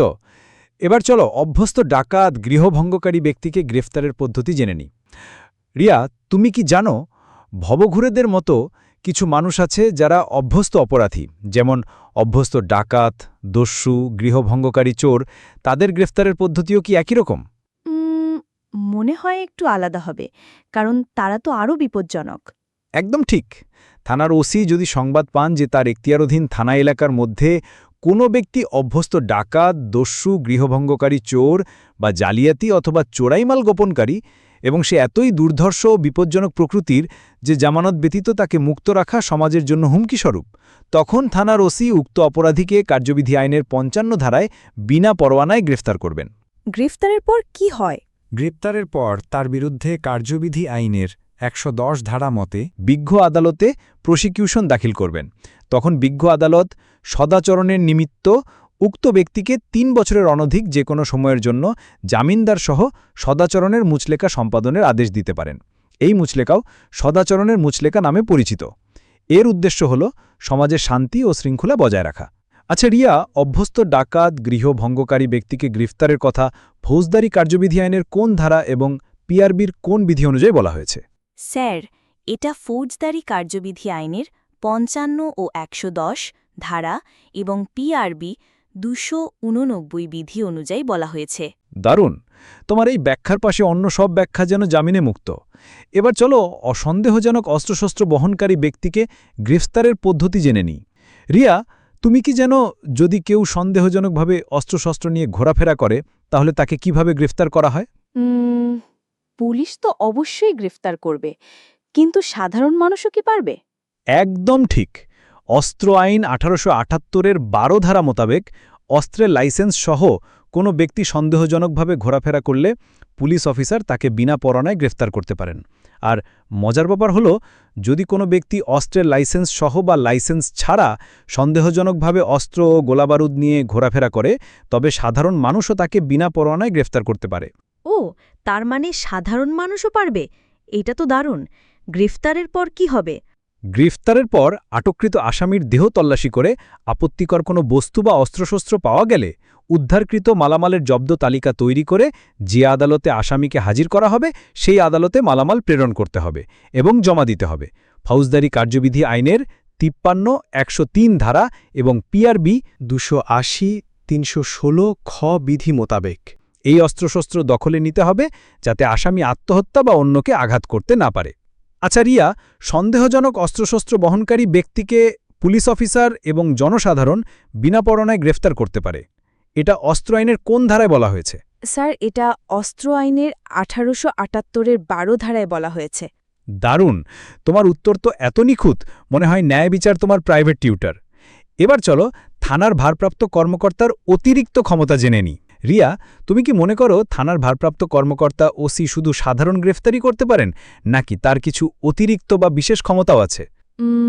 অতিরিক্ত ক্ষমতা? এটা তো রহস্যময় লাগছে। হ্যাঁ, ঠিকটাই। থানার ভারপ্রাপ্ত কর্মকর্তা গ্রেফতারের ক্ষেত্রে কিছু অতিরিক্ত বা বিশেষ ক্ষমতা প্রয়োগ করতে পারেন। এই ক্ষমতাগুলো মূলত সমাজের শান্তি ও শৃঙ্খলা বজায় রাখা এবং অপরাধ প্রতিরোধে সাহায্য করে। স্যার, কি ধরনের অতিরিক্ত ক্ষমতা? যেমন আমরা আগেই আলোচনা করেছি, ওসি তার এলাকার মধ্যে ভবঘুরে ও সন্দেহভাজন ব্যক্তিকে ফৌজদারি কার্যবিধি আইনের 55 ধারা অনুযায়ী বিনা পরোয়ানায় গ্রেফতার করতে পারেন যদি সেই ব্যক্তি অপরাধ করার জন্য সতর্কতা অবলম্বন করে, যা জীবিকা নির্বাহে প্রকাশ্য কোনো পন্থা নেই, যে ব্যক্তি নিজের সম্পর্কে কোনো সন্তোষজনক জবাব দিতে পারে না, যার চলাফেরা ও আচরণ সন্দেহজনক বলে প্রতীয়মান হয়। এছাড়াও অভ্যস্ত ডাকাত, দস্যু, গৃহভঙ্গকারী চোর বা জালিয়াতি অথবা চোরাই মাল গোপনকারী যারা সমাজের জন্য হুমকিস্বরূপ, তাদেরও ফৌজদারি কার্যবিধি আইনের 55 ধারা অনুযায়ী বিনা পরোয়ানায় গ্রেফতার করতে পারেন। ও, তার মানে এই ভবঘুরে আর অভ্যস্ত অপরাধীদের গ্রেফতারের ক্ষমতাই হল ওসির অতিরিক্ত ক্ষমতা। একদম ঠিক। গ্রেফতারের পর ওসি কার্যবিধি আইনের 109 ধারা বা অনেক সময় 110 ধারা মতে বিজ্ঞ আদালতে প্রসিকিউশন দাখিল করবেন। তখন বিজ্ঞ আদালত সদাচরণের নিমিত্ত উক্ত ব্যক্তিকে 3 বছরের অনধিক যে কোনো সময়ের জন্য জামিনদার সহ সদাচরণের মুচলেকা সম্পাদনের আদেশ দিতে পারেন। এই মুচলেকাও সদাচরণের মুচলেকা নামে পরিচিত। এর উদ্দেশ্য হল সমাজের শান্তি ও শৃঙ্খলা বজায় রাখা। আচ্ছা রিয়া, থানার ভারপ্রাপ্ত কর্মকর্তা গ্রেফতারের ক্ষেত্রে অতিরিক্ত ক্ষমতা প্রয়োগ করতে পারেন, এটা ফৌজদারি কার্যবিধি আইনের কোন ধারায় বলা হয়েছে? স্যার, এটা ফৌজদারি কার্যবিধি আইনের 55 ধারায় বলা হয়েছে। দারুণ! তোমার যুক্তির ধার দেখে মনে হচ্ছে আইন তোমার দ্বিতীয় প্রকৃতি। এবার চলো এজাহার নামীয় আসামি হলেই কি গ্রেফতার করা যায় সেটা জেনে নিই। রিয়া, তুমি তো জানো থানায় এজাহার বা এফআইআর দায়ের করা হয়, কিন্তু এজাহারের নাম থাকলেই কি কোনো আসামিকে গ্রেফতার করা যায়? মনে হয় যায়, কারণ তার নাম তো এজাহারে আছে। হ্যাঁ, সাধারণত যায়, তবে কিছু শর্ত আছে। ফৌজদারি কার্যবিধি আইনের 154 ধারা অনুযায়ী আমলযোগ্য অপরাধ বা কগনিসেবল অফেন্স সংঘটিত হবার সংবাদ থানায় এজাহার হিসাবে লিপিবদ্ধ করা হয়। আমলযোগ্য অপরাধের ক্ষেত্রে পুলিশ অফিসার ফৌজদারি কার্যবিধি আইনের 54 1 ক ধারা অনুযায়ী বিনা পরোয়ানায় গ্রেফতার করতে পারেন। স্যার, আমলযোগ্য অপরাধ মানে কি? আমলযোগ্য অপরাধ মানে হল যে অপরাধগুলো এত গুরুতর যে পুলিশ ম্যাজিস্ট্রেটের অনুমতি বা পরোয়ানা ছাড়াই সরাসরি ব্যবস্থা নিতে পারে, যেমন খুন, ডাকাতি, চুরি। যেহেতু এজাহার সাধারণত আমলযোগ্য অপরাধের ক্ষেত্রেই দায়ের করা হয় এবং এজাহারে আসামির নাম উল্লেখ থাকে, তাই এজাহার নামীয় আসামিকে বিনা পরোয়ানায় গ্রেফতার করার ক্ষমতা পুলিশের থাকে। যখন কোনো ব্যক্তির নাম একটি আমলযোগ্য অপরাধের এজাহারে থাকে, তখন এটি সেই ব্যক্তির বিরুদ্ধে বিশ্বাসযোগ্য সংবাদ বা যুক্তিসঙ্গত সন্দেহ হিসেবে বিবেচিত হয় যে সে একটি আমলযোগ্য অপরাধের সাথে জড়িত। ও, তার মানে এজাহারের নাম থাকা মানে একটা বিশ্বাসযোগ্য সংবাদ। একদম ঠিক। তবে গ্রেফতারের সময় বাংলাদেশ সংবিধানের ৩৩(১) অনুচ্ছেদ অনুযায়ী আসামিকে গ্রেফতারের কারণ জানাতে হবে। আর যদি কোনো এজাহার অআমলযোগ্য অপরাধের জন্য হয়, তাহলে সাধারণত গ্রেফতারি পরোয়ানা ছাড়া আসামিকে গ্রেফতার করা যায় না। আচ্ছা রিয়া, এজাহার নামীয় আসামিকে গ্রেফতার করা যায়, এটা ফৌজদারি কার্যবিধি আইনের কোন ধারা এবং বাংলাদেশ সংবিধানের কোন অনুচ্ছেদ অনুযায়ী বলা হয়েছে? স্যার, এটা ফৌজদারি কার্যবিধি আইনের ৫৪(১) ক ধারা এবং বাংলাদেশ সংবিধানের ৩৩(১) অনুচ্ছেদ অনুযায়ী বলা হয়েছে। দারুণ! তোমার আইন বোঝার ক্ষমতা তো দেখছি এতটাই তুখোড় যে কোর্টের ফাইন প্রিন্টের ভেতরের ভুলও তুমি ধরে ফেলবে। এবার চলো ভুল পরিচয় গ্রেফতারের জটিল রহস্যটা জেনে নিই। রিয়া, এবার আমরা একটা সত্যিকারের আইনি ধাঁধা সমাধান করব। ধরো এএসআই কামাল পরোয়ানাভুক্ত আসামি করিমকে গ্রেফতার করতে গেলেন, কিন্তু ভুল করে তিনি করিমের ছোট ভাই রহিমকে গ্রেফতার করে ফেললেন। রহিম গ্রেফতার এড়ানোর জন্য বাধা দিলে ধস্তাধস্তির সময় রহিম জখম হল। এখন বলো তো কার কি অপরাধ? ওহ বাবা, এটা তো খুব জটিল। এএসআই কামাল তো ভুল করেছে, রহিমের কি কোনো দোষ নেই? সে তো বাধা দিয়েছে। চমৎকার প্রশ্ন রিয়া, এখানেই আইনের আসল ম্যাচ। এটা অনেকটা ফুটবল ম্যাচের অফসাইডের নিয়মের মতো, একটু ভুল হলেই কিন্তু গোল বাতিল। চলো এক এক করে দেখি। প্রথমে আসি এএসআই কামালের কথায়। তার প্রথম ভুল হল ভুল ব্যক্তিকে গ্রেফতার করা। পরোয়ানা ছিল করিমের নামে, রহিমের নামে নয়। ও, ভুল করে ধরেছে? তাহলে তো পুলিশকেই উল্টো লাল কার্ড দেখানো উচিত। আচ্ছা, তাহলে কি পুলিশ কাউকে ভুল করে ধরলে তাকে পরোয়ানা দেখাতে হয় না? না না, ফৌজদারি কার্যবিধি আইনের ৮০ ধারায় বলা হয়েছে গ্রেফতারকৃত ব্যক্তিকে পরোয়ানা দেখাতে হবে। আর বাংলাদেশ সংবিধানের ৩৩(১) অনুচ্ছেদ অনুযায়ী বিনা পরোয়ানায় গ্রেফতার করলে কারণ জানাতে হবে। যেহেতু রহিমকে ভুল করে ধরা হয়েছে, এটা একটা বেআইনি গ্রেফতার, অনেকটা ভুল ঠিকানা খুঁজে বের করার মতো আর কি। তাহলে তো এটা পুলিশেরই ভুল। আর ধস্টাধস্টির সময় রহিম জখম হয়েছে, তার কি হবে? পুলিশ কি তাকে মেরেছে? হ্যাঁ, ধস্তাধস্তির সময় রহিম জখম হয়েছে। গ্রেফতারের সময় ফৌজদারি কার্যবিধি আইনের ৫০ ধারা এবং পিআরবি ৩৩০ ক ৩১৭ বিধি অনুযায়ী প্রয়োজনের অতিরিক্ত শক্তি প্রয়োগ করা যাবে না। যদি আঘাত গুরুতর হয়, তাহলে এএসআই কামালের বিরুদ্ধে দণ্ডবিধি ৩২৩ স্বেচ্ছাকৃত আঘাত বা ৩২৫ গুরুতর আঘাত ধারায় অভিযোগ আনা যেতে পারে। এমনকি সরকারি কর্মচারী হিসেবে কর্তব্যে অবহেলার জন্য দণ্ডবিধির ২২১ ধারাও প্রযোজ্য হতে পারে, অনেকটা ম্যাচে ফাউল করলে পেনাল্টির মতো। তাহলে তো এএসআই কামাল নিজেই ফেঁসে যাবে। আর রহিমের কি হবে? সে তো গ্রেফতার এড়ানোর জন্য বাধা দিয়েছে। তাহলে কি এটা তার অপরাধ নয়? দারুণ প্রশ্ন রিয়া, এখানে একটা বড় কিন্তু আছে। দণ্ডবিধির ২২৪ ধারায় বলা আছে গ্রেফতার কাজে বাধা দিলে অপরাধ হয়, কিন্তু এখানে একটা বড় কিন্তু আছে। এই ধারা তখনই প্রযোজ্য হয় যখন গ্রেফতারটা আইনসঙ্গত হয়। ও, তার মানে যেহেতু রহিমকে ভুল পরিচয়ে গ্রেফতার করা হচ্ছিল, তার গ্রেফতারটা আইনসঙ্গত ছিল না, তাহলে রহিমের বাধা দেওয়াটা তার আত্মরক্ষার অধিকারের আওতায় আসতে পারে? একদম ঠিক। তাই রহিমের বাধা দেওয়াটা তার আত্মরক্ষার অধিকারের আওতায় আসতে পারে। এক্ষেত্রে তার কোনো অপরাধও না হতে পারে। আর করিম, সে তো পরোয়ানাভুক্ত আসামি, তাই সে একজন পলাতক আসামি হিসেবেই বিবেচিত হবে। দেখলে তো আইনের প্যাঁচ কত মজার হতে পারে। তার মানে স্যার, পুলিশ যদি ভুল করে কাউকে ধরে, তাহলে সেই ব্যক্তি নিজেকে বাঁচানোর জন্য বাধা দিতে পারবে। এটা তো দারুণ একটা বিষয়। একদম ঠিক ধরেছ। আইনের এই সূক্ষ্মতাগুলোই তো আসল মজা। আচ্ছা রিয়া, তাহলে বলো তো, এএসআই কামালের ভুল গ্রেফতার এবং রহিমের আত্মরক্ষার অধিকারের বিষয়টি দণ্ডবিধির কোন কোন ধারায় আলোচনা করা হয়েছে? স্যার, এএসআই কামালের অতিরিক্ত শক্তি প্রয়োগের জন্য দণ্ডবিধি ৩২৩ বা ৩২৫ ধারা এবং রহিমের গ্রেফতার প্রতিরোধ দণ্ডবিধি ২২৪ ধারায় আলোচনা করা হয়েছে, আর সরকারি কর্মচারীর অবহেলার জন্য দণ্ডবিধি ২২১ ধারা। অসাধারণ! তোমার আইনি গোয়েন্দাগিরি তো দেখছি তুঙ্গে। মনে হচ্ছে তুমি এই রহস্যের জট পুরোপুরি খুলে ফেলেছ। আশা করি আজকের ক্লাসের পর আর গ্রেফতার নিয়ে তোমার কোনো ভয় থাকবে না। স্যার, আজকের ক্লাসটা অসাধারণ ছিল। আমার সব ভয় কেটে গেছে। এখন মনে হচ্ছে পদোন্নতির পরীক্ষাটা আমি ভালোভাবেই দিতে পারবো। আপনার উদাহরণ আর মজার গল্পগুলো সত্যি খুব কাজে দিয়েছে। এটাই তো চাই। আইনকে ভয় না পেয়ে তাকে বুঝতে শেখো। আর মনে রাখবে, জ্ঞান হলো সবচেয়ে বড় শক্তি।